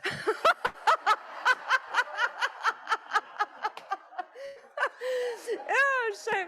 He told me this morning. Anyway, shame. He was up to sort of a 2 feet deep in water. And they had to move him in the middle of the night to another room because his pipe literally burst under his sink. So I did find that, anyway, he said they had smiles on their faces. So, you know, at least you knew it was going to be a happy end. Anyway, thanks, Tim. Yeah, that I was ground zero of all the flooding that the hotel had this morning, and it was quite the moment when I did wake up at 12, and there was 4 gentlemen telling me to get out of my bed, and I was, and as Vanessa said, my only good thought was that they were smiling, so I knew I wasn't in too much trouble, so at least I hoped. But, well, it's a pleasure to be here, and you're going to hear more from me at the end of the day when we talk, gives you some hit of the year examples from around the world, so so I hope you'll be around for that. But today's panel, we're talking about the databases, and we have a distinguished panel for various questions. And I think I'm going to start, and we're going to talk both about humanitarian DNA databases and criminal DNA databases. And you heard from Francois earlier about the iFamilia database, which is just an excellent product that has hit the world the last few years. And I hope as you all come on board with your missing persons humanitarian databases that you'll take advantage of that. And so this first question is for Francois. I guess, you know, to take full advantage of your program, we need countries to have robust missing person DNA database programs first.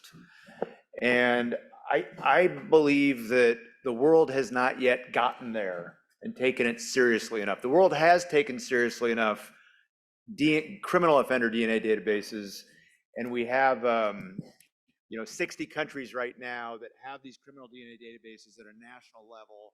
But they also have missing person databases, but they're not robust enough.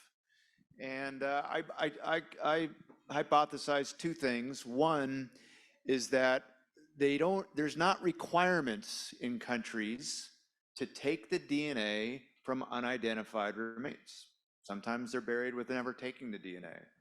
In the United States, you know, you'd think we'd have a good effort at this. We have 40,000 unidentified human remains, but only 15,000 of them have been uploaded into our national missing persons database. So that tells you something. So that, and on the other end, there is no government programs to promote the family members to donate the DNA in which to match to these missing people. So Francois, what can we do as a world to encourage the governments to take more serious the missing persons components of their databases, and what kind of policies could be in place to get those robust to where they would want one day have more samples to interact with your database? Sure. I think it's a very valid question. I must say that whenever I speak to police officers, to ministers, they are talking about the criminal side, but they're never really talking about the missing person side. And I always tell them, yes, but if you have a case where you don't know who the victim is, it's going to be pretty much impossible to actually identify the person that was responsible for their murder. So if you turn back the question saying, okay, but what are you actually doing for the victims? And why are we not focusing more on the victims than the perpetrator first? And I think it's important for us to think about the families, and the families, if they knew all that is not done at the country level, and I'm not just talking about specific countries, I think all around the world, we're not doing enough for missing persons. I think they would be quite disgusted with the way some, majority of countries are not putting enough money and resources and effort to identify the missing person. So I think we need to put it at the same level as criminal in terms of importance. I think whenever you find an unidentified body, you need to take all the identifiers that you can, which means at least a good quality photo of the victim, at least some fingerprints. This doesn't cost much money. If you can, of course, DNA, but at least one of them. So if the family is looking for answers, you are able to share some identifiers and formally identify them without letting the family, without any news for decades. Yeah. Anyone else want to comment on the board? Yeah, I think yesterday we heard what the media can do to educate the public. We have seen in my country, in Botswana, we have seen over the last few years, the media coming up with these missing person stories, and you can see the whole population is getting up on it to say, what is the government doing with these missing persons? What is the government doing with the recovery of these unidentified human remains? Maybe from that platform where we are now, sharing this science with the public, then we can have governments doing something about it. Yeah. There's some pathologists in the room. What if your government told you that there's a mandatory law now in your country that human remains, you must collect DNA upon them and send them to the lab to be databased? How do you think a law like that is feasible? Anyone from the audience? Sir, I don't know if you have a microphone that. Okay, let's shout.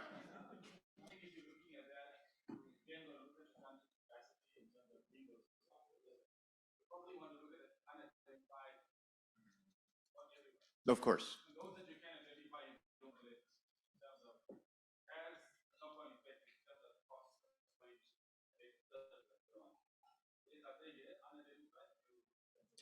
Yeah, great. Joe. Yes, Tim, I think before you start looking at the DNA and loading that to a database, do not underestimate the power of the fingerprints.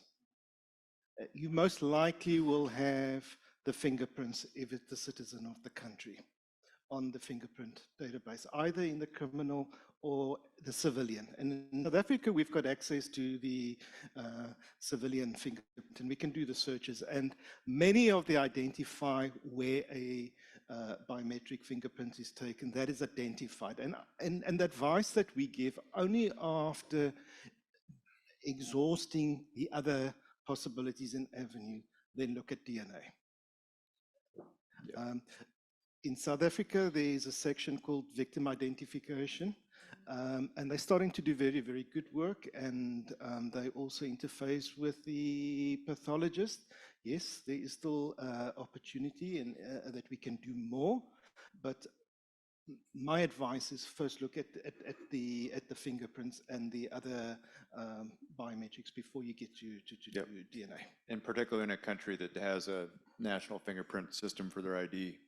And I'll just leave it with this comment that on the side of getting family members to contribute their DNA, I'd encourage you to take a look at what's going to happen in the little country of Guatemala in Central America, where they're about to initiate a government program to do public service messages to all of its people through billboards, TV commercials, newspaper articles, to promote the families to go give their DNA to help find the missing migrants. So that should be launching. It'll be on our various websites, and take encourage you to take a look at that. Perhaps that could spread to other countries as well.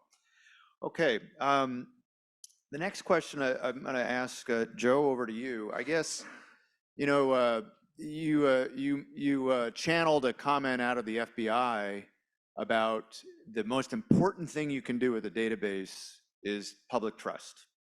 And every decision they make on the rules they put out and regarding the database always has a public trust element. They don't want to do anything that destroys public trust, because if you don't have public trust in your databases, you won't continue to get the support, the funding. You may even lose some of your legal authority to take as much DNA as we are. So Joe, I get a question to you is, if you had to limit to top three, what would be the top three privacy protecting public trust elements of the databases that these countries should look at that are developing DNA database programs? I would advise, do not keep profiles of innocent persons. That should be, and privacy is very, very important. Your security in the access is important. At the stage where you are looking at legislation, get the public involved. Legislation must have public comment. Get them to contribute. There may be aspects that you have not considered, or maybe you did not think it's that important. And it is vital that you address those issues and you remain sensitive. But privacy is probably the most important. The genetic material, I think, is probably the most controversial. And there is no reason to store the buccal sample, the genetic material, once a profile is obtained.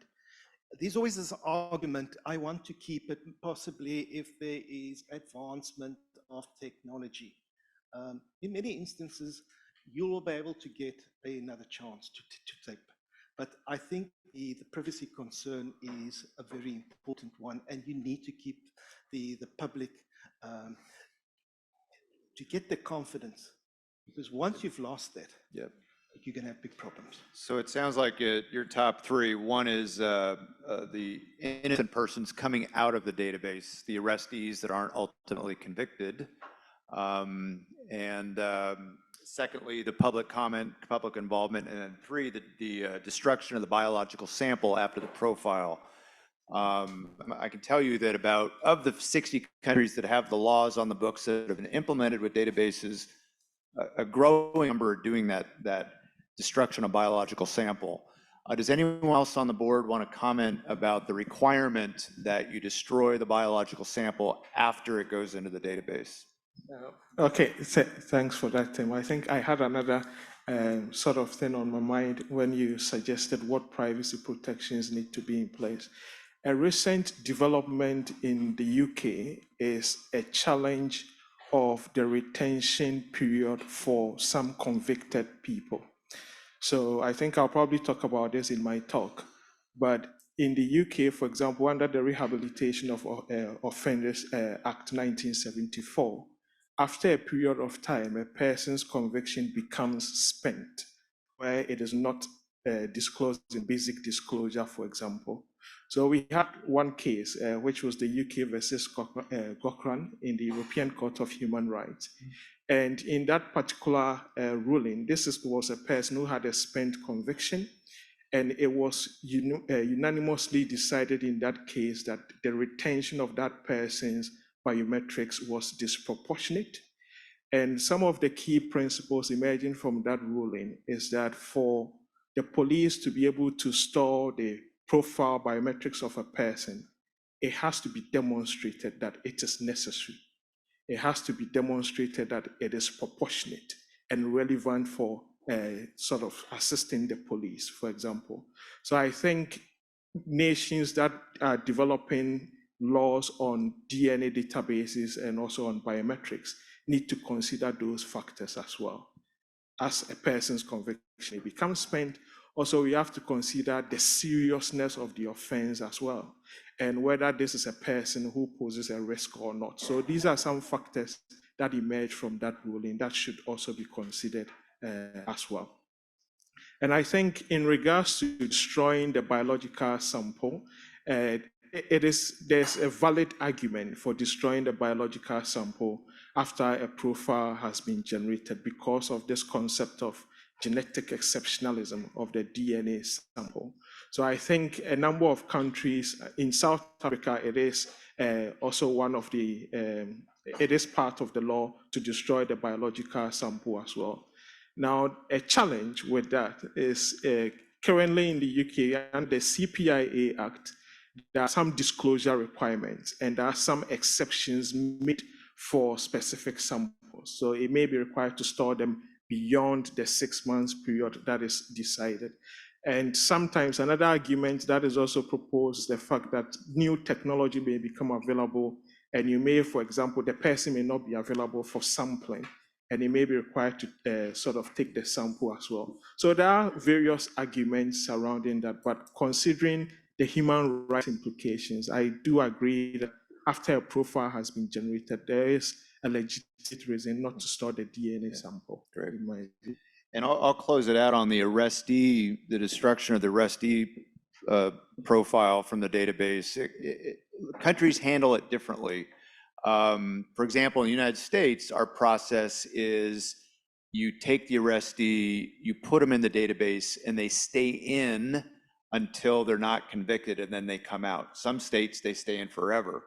But on the UK, after the Marper decision, the final product was that basically arrestees are taken, they go into the database one time as a keyboard search to see if they're wanted for anything, they come out and don't go back in unless they're convicted. So there's all kinds of ranges of policy that you can choose from if your Congress, parliaments decide to do arrestees. But we know when they do arrestees, the hit rate goes way up. So it's something you want to get to if the privacy issues can be controlled for.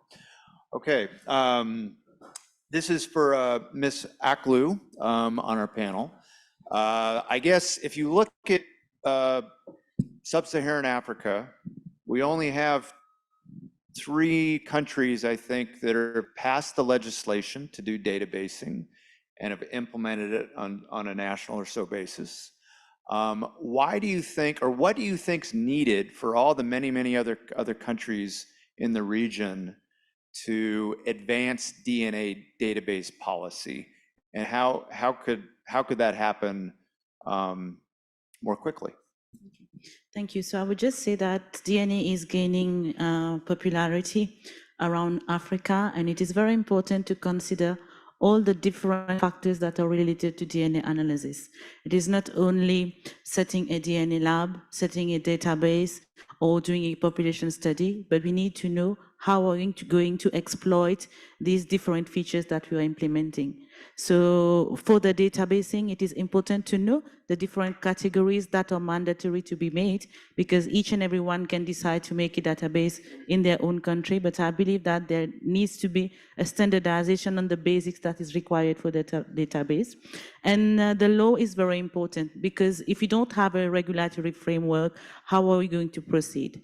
If I take the example of Mauritius, we have 1 lab only, so it was easier for us to do the DNA Act, implement the lab, do the population study, and then do the databasing for the purpose of our population, which is 1.2 million. So it will be like the amount of people present in South African database. So it is very important to know that there are procedures, and to be able to implement a proper population database or a database containing different profiles, there need to be, for me, certain mandatory framework that will be required. Like as a certification or DNA analysis, there are specific requirements that we need to abide. I believe that we should come up with something like a guideline or a checklist that each country should be having before implementing a database.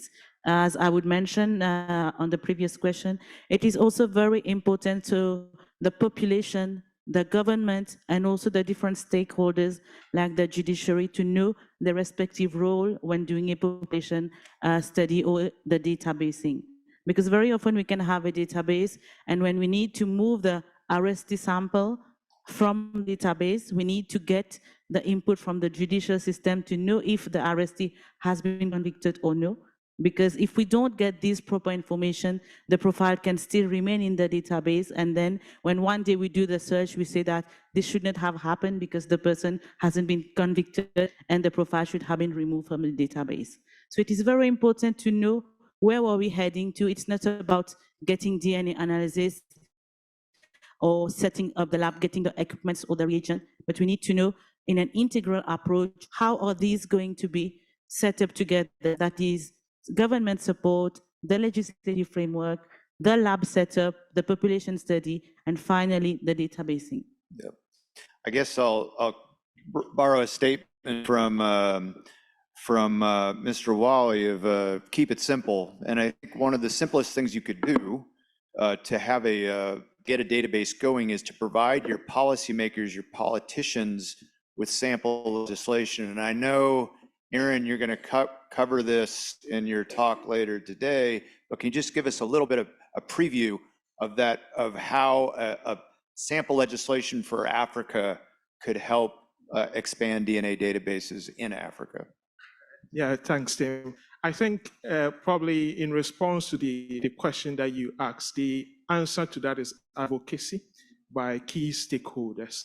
For example, this platform is a really good beginning, and the Forensic DNA Policy Board, which is chaired by Vanessa, we are trying to put up resources, sample legislation and policies and codes of practice, for example, on a dedicated website, which can be a resource for most African countries who want to develop their own legislation and policy on DNA, can refer to that resource and they have a good example. I have reviewed a document for the Forensic Genetics Policy Initiative in the past, and they have done a very good work to publish a website which sort of tracks and monitors forensic DNA database in around the world. And they published a document on establishing best practices for forensic DNA legislation and policy.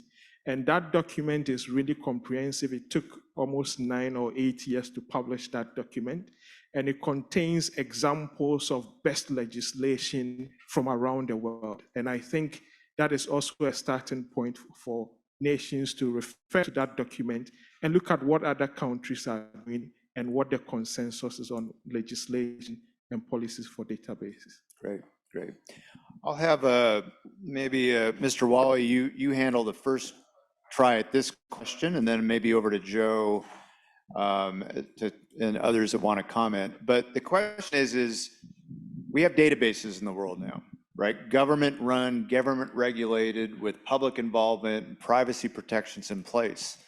But what happens when you don't get a hit in your database and you really want to solve that crime? Well, the United States and other Western countries trying to do this, they're doing things what we call Plan B outside of the databases. They're doing genetic genealogy, which is unregulated, without laws, free for all, and trying to solve these cases.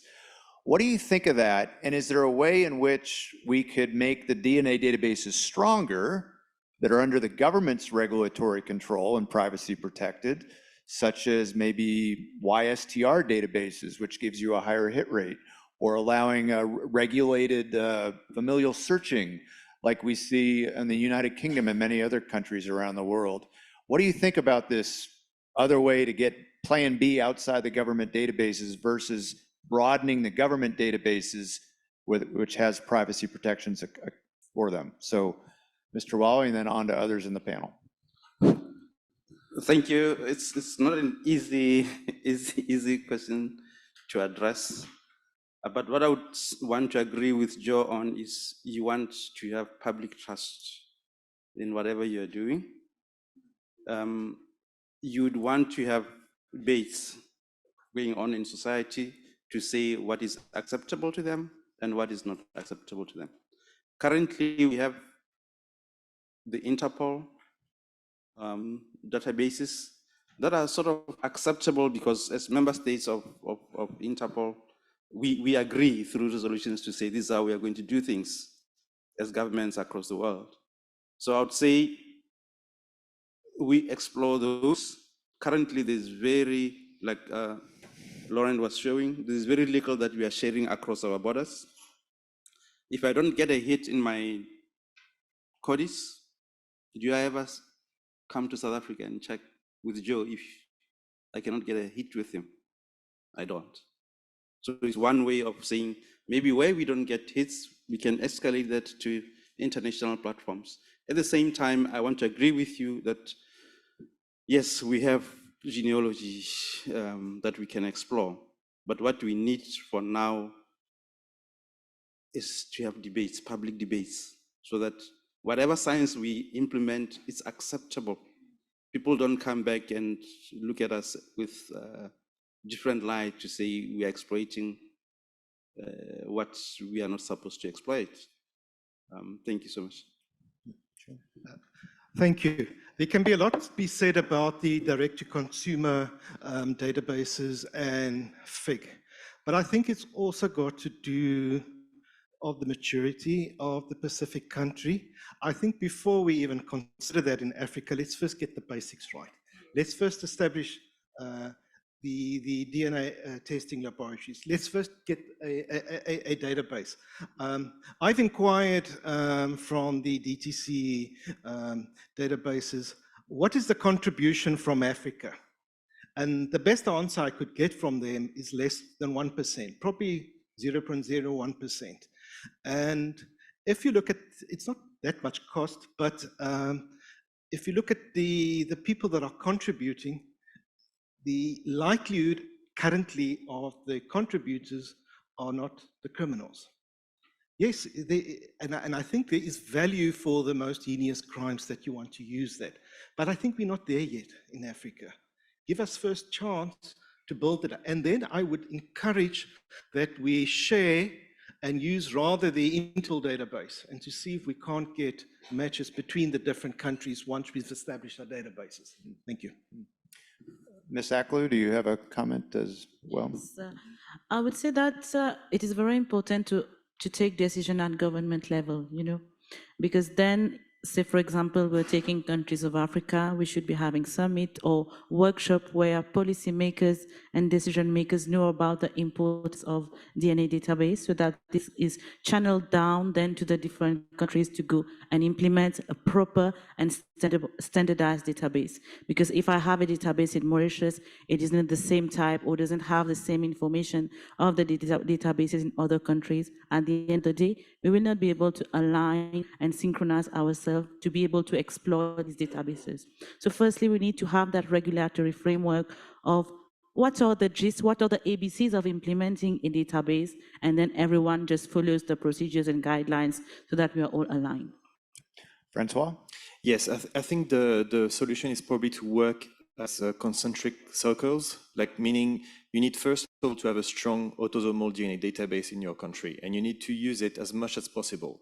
Then if you can't find a solution there, maybe you increase the balance between the public safety in terms of information and the potential use of data in a way which is a bit more than you should with your current legislation, which means that first of all, you need to have a direct DNA match in your country. If it doesn't work, and if you see that you may have some leads outside of your country, maybe contact these countries first only. And if it doesn't work, you can contact Interpol or contact other networks in the world to actually compare this data. Then if it doesn't work, maybe go to YSTR, maybe try DNA phenotyping, maybe try genetic genealogy. So you start, first of all, small, and then you increase the number of methods with time. Sure. But I mean, a lot of people talk about DNA phenotyping, talk about genetic genealogy. I must say in France, we've launched DNA phenotyping in 2015. I think we have probably less than 120 cases so far done with this method, which is so small compared to the number of searches done in an autosomal DNA database. So we need to keep in mind that most of the information that you will get is through a very strong national DNA database. Right. So keep in mind the rest, but maybe first focus on the most important one. I'll take a subset of this argument and ask for questions from the audience. Is that all the databases globally are STRs, your CODIS loci, but there are 4 countries that have started taking not just the STRs, but the YSTRs of people convicted and arrested. And they are China, Singapore, Italy, although they haven't really started yet, and the state of Mendoza in Argentina. And I got my first glimpse of their data in Mendoza. And their data is that they collect, now they have a 3 or 4 year old database with everybody arrested. Their hit rate is about 45, 50%, which is what you expect from the global data. Every time they put an offender in the database, they get about a 45 to 50% hit because they got a lot of offenders in there. However, in addition to that 50%, they're getting an additional 20% when they don't get the hit in the STRs against the Ys, bringing their total hit rate up to about 70%. Now, there's discussion on Ys, right? Because when you get a match to a Y, you're not matching the criminal, you're matching the criminal's father, brother, uncle. But that's maybe not what the Congresses and the parliaments intended, but yet they're using this in these places. What from the audience, what do you think about the YSTR database is an option when you don't get a hit on the STRs, and balance that against this genetic genealogy, which is basically that times 10. So just some, anybody want to comment on that? Dr. Bruce, you're in the front row. You get to comment. I mean, we talked about this the other day, that there are different options, and it depends. I mean, the YSTR is just like, to me, another investigative lead. And you can use that, but you have to have the police with the proper intelligence to go through and collect information. That could be done within the government database. So that has value, and it could be controlled, it could be monitored, and again, you could develop trust. Genetic genealogy is another way of going SNPs. Right now in the US, it's not being done with the government control. That could create a lot of other issues that have to be thought through because, and I don't know why it's not being done that way, but it's just the way it is. But you don't have the same rules. If someone wants to sell the data to somebody, they could do that. It has a lot of implications. So I think that what Francois said, steps, get something going. The only difference I would say is you shouldn't be comparing a success of one technique versus another where everybody's using one technique. Because if you invest in the other technique and you had the same maturity, you might have a different outcome. But this idea, we have one system, we're building on that, and over time, we'll probably transfer some of that work to other systems in the long run. But right now, if you don't have a system, get one that's robust and mature and get started.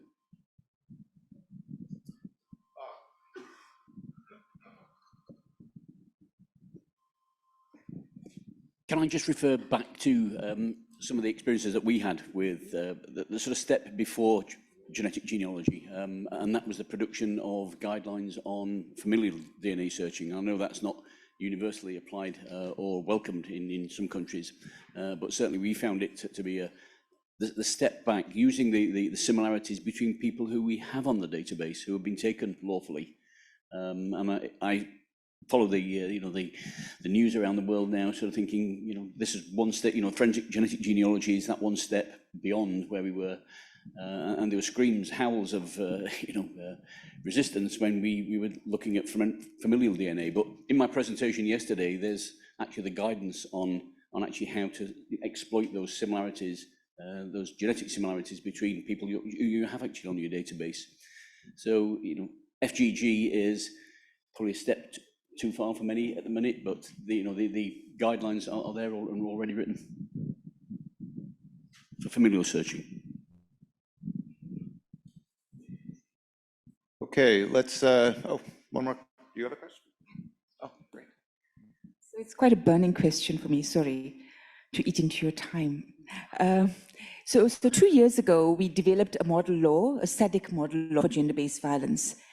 And it's now finalized, and most of the countries, and all the countries have adopted it, the 16 countries in the SADC region. And when this issue came up about databases, I approached the Secretary General and the parliamentary caucus groups of the 16 countries, and they are willing to consider, creating a kind of a framework, a regional framework to look at how we can actually have a consolidated database.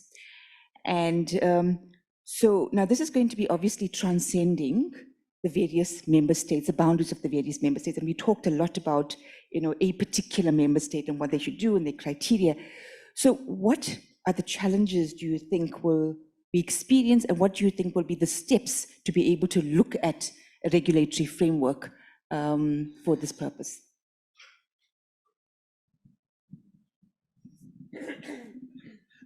In South Africa, our legislation permits us to upload profiles derived from crime scene samples to the Interpol database. And so we can search the Interpol, any other country which is a membership of Interpol that is loading, they can use that. So from a legislative perspective, I say you need to address the international exchange of the profiles. If you look at the Europe and the PRUM, you need to look at issues like that, that permits you. However we restrict it, we cannot upload from the person reference categories. And that may be restricted due to the privacy issues. And there is a lot of fear that the data would be abused, but there's no real fear on the crime sample. But I think that adds value. But your question is more to the regulatory framework. And I don't think we need a regional database because we've got Interpol, which is international. You need to enable your legislation that you can contribute to the Interpol and do those searches. And then you don't only get the advantage of sharing then profiles on the regional, you've also on an international sphere to the countries that are contributing. Okay, so my input for that, Linda, would be I believe that this is the way to go, because involving different states, different government stakeholders will ensure that they will be following the framework, and countries who will be having the database and the regulatory framework will have to align to these. And also this will be beneficial for all the countries who are yet to start the DNA databasing process.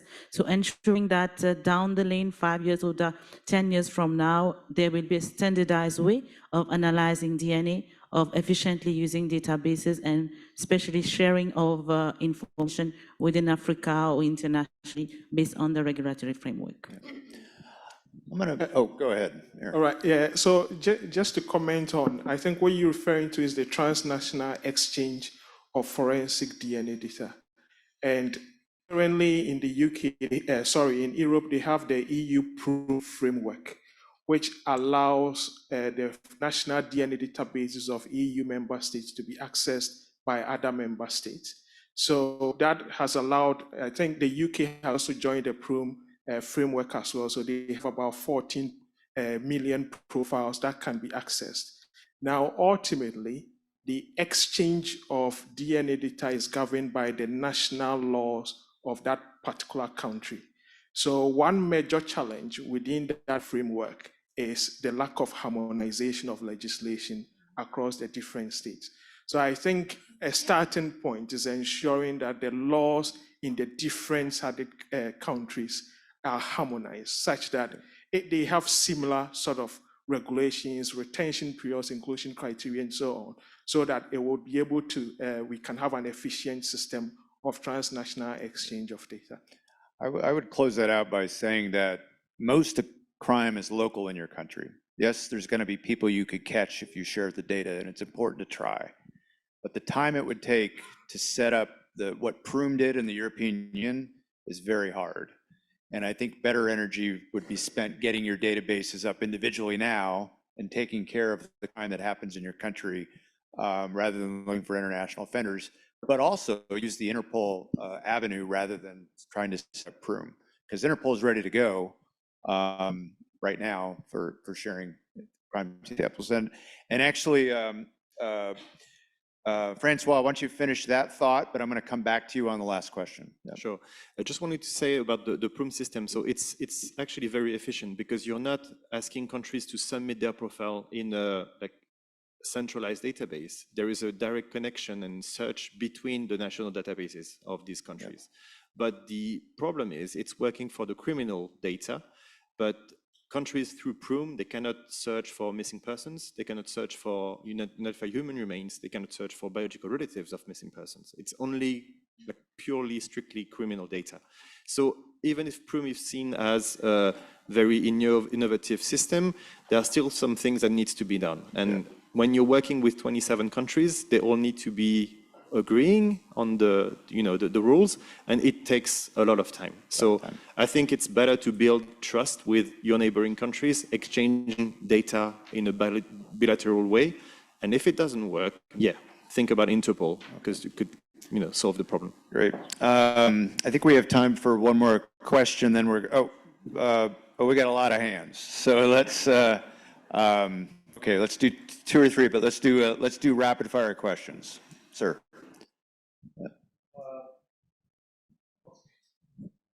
We've heard about the advantages of the CODIS. So my question to the colleagues on the panel, what are the disadvantages, and from your experience, and how states can apply for this, to get this, database, and if there are any preconditions get such a database. And another question related to regulations of databases, DNA databases. Is there like any international best practices, let's say, or international standards to regulate such databases? If there is any, if you know about it. Thank you. I'm going to rattle off 2 quick ones that I know the answer for. One is to apply for CODIS, you have to reach out to the FBI first in your country or region. And I can provide you with the information on how to do that. And your last question was on the international standards. The FBI NDIS operational procedures is a very good document. There's many from MC as well that are great documents. And I'm sure that we could provide you with some of those, not to mention everybody else's procedures that are up on the panel. So over to the panel for one quick comment on this, the rest of his questions. Okay, disadvantages. Because it's an already existing platform that you are offered, you don't have much leverage to develop further in your own line of thinking. I think probably that's one of the disadvantages that you have. And the MOU, you have to sign a memorandum of agreement, which says if they think that maybe you're using it for the wrong purposes, then that agreement may be terminated. Then what happens to your data? So you've got to follow the, They're not very lenient on, as long as you're willing to use it for the purpose it was designed, they tend to allow it to take place, but it's a pretty strict agreement, but it's worth looking into. Okay, so if I may add. Sure. So in Mauritius, we do have CODIS, and then we have the African system, the South African system, which is the STO lab.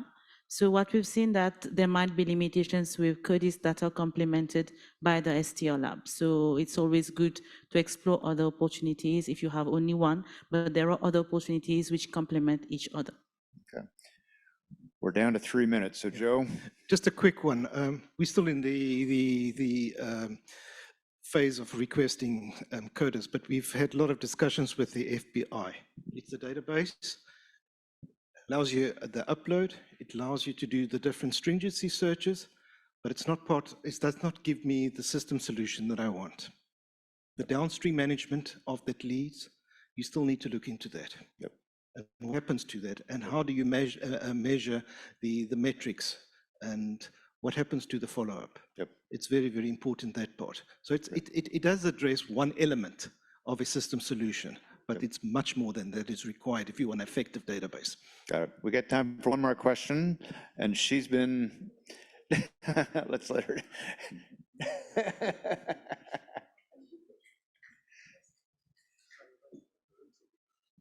Thank you, sir. I'm Rawan Toumare from Palestine FSL. well, we are in the extent of the developing our database, and I have two quick questions. First, from your experience, does the database provide a statement of clearance for any person who was found innocent, that your profile was cleared from the database? This is part one. Part two, if someone, for instance, Professor Ryan, he's the famous convicted person here. For instance, Ryan was found innocent, and his profile was not cleared from the database, and then he did something, and the match was found. Does the defense lawyer have the right to charge the governmental database why his profile was not cleared? It's a balance. We understand that databases is a balance of rights and privacy. That's why I'm asking. Thank you. We have 1 minute left, so I ask the panel to choose who's going to answer the question. I see Vanessa in the corner eye getting ready to attack if this isn't done on time. So you're the one that's got the minute left. Okay, I think we actually have an example of this, an exact example of this in the UK, in the RVWare case, which I refer to in my talk. But this is a case where an unlawful match intelligence led to the conviction of a person in a case. And he was convicted initially, but at the appeal court, the initial conviction was quashed. And later on, the House of Lords ruled that the trial of fact, the judge can exercise discretion whether to allow unlawful matches or not. So that is the current position that we have at the moment. So I'm not sure of other jurisdictions, but I think it is reasonable because it raised a lot of public security concerns and the reason why the law was changed between 2001 and 2003 in the UK. Yeah. Okay, I know we could keep talking for hours, I'm sorry, but since I believe Vanessa is going to announce that we have a break and that we can continue the discussions for the break. Is that right, Vanessa, or do you want to come up? Or? Okay, but I do want to thank our distinguished panel. Great discussion, it always is when you talk databases and policy and privacy. And I think that this group can offer a lot to all the countries in Africa that are looking to go down this journey. Again, as the panel, some of the folks on the panel said earlier, there's a lot of data out there from the 60 countries that went before you. Please utilize that data and that information because it makes it a whole lot easier when you take the examples from these 60 other countries. So thank you very much. Thanks so much, Tim. You're a stricter timekeeper than I am. The website GTH DNA also has incredible resources in terms of DNA databases, journeys that various countries have been on. So yeah, just gthdna.com. Is that correct? That's Tim's website. So there's a lot of information there too. Thanks to the panelists, great discussions. And just to let you know that after tea, which is finishing at 11:15, remember that Aaron only arrived yesterday. Asha took his place. So Aaron's going to be talking, also for our online audience, Aaron Amankwa is going to be talking after tea. So there's a slight shift in program just to accommodate that. But we're so glad that you made it. Have a great tea. We'll see you 11:15. Aaron will be starting sharp. Thank you so much.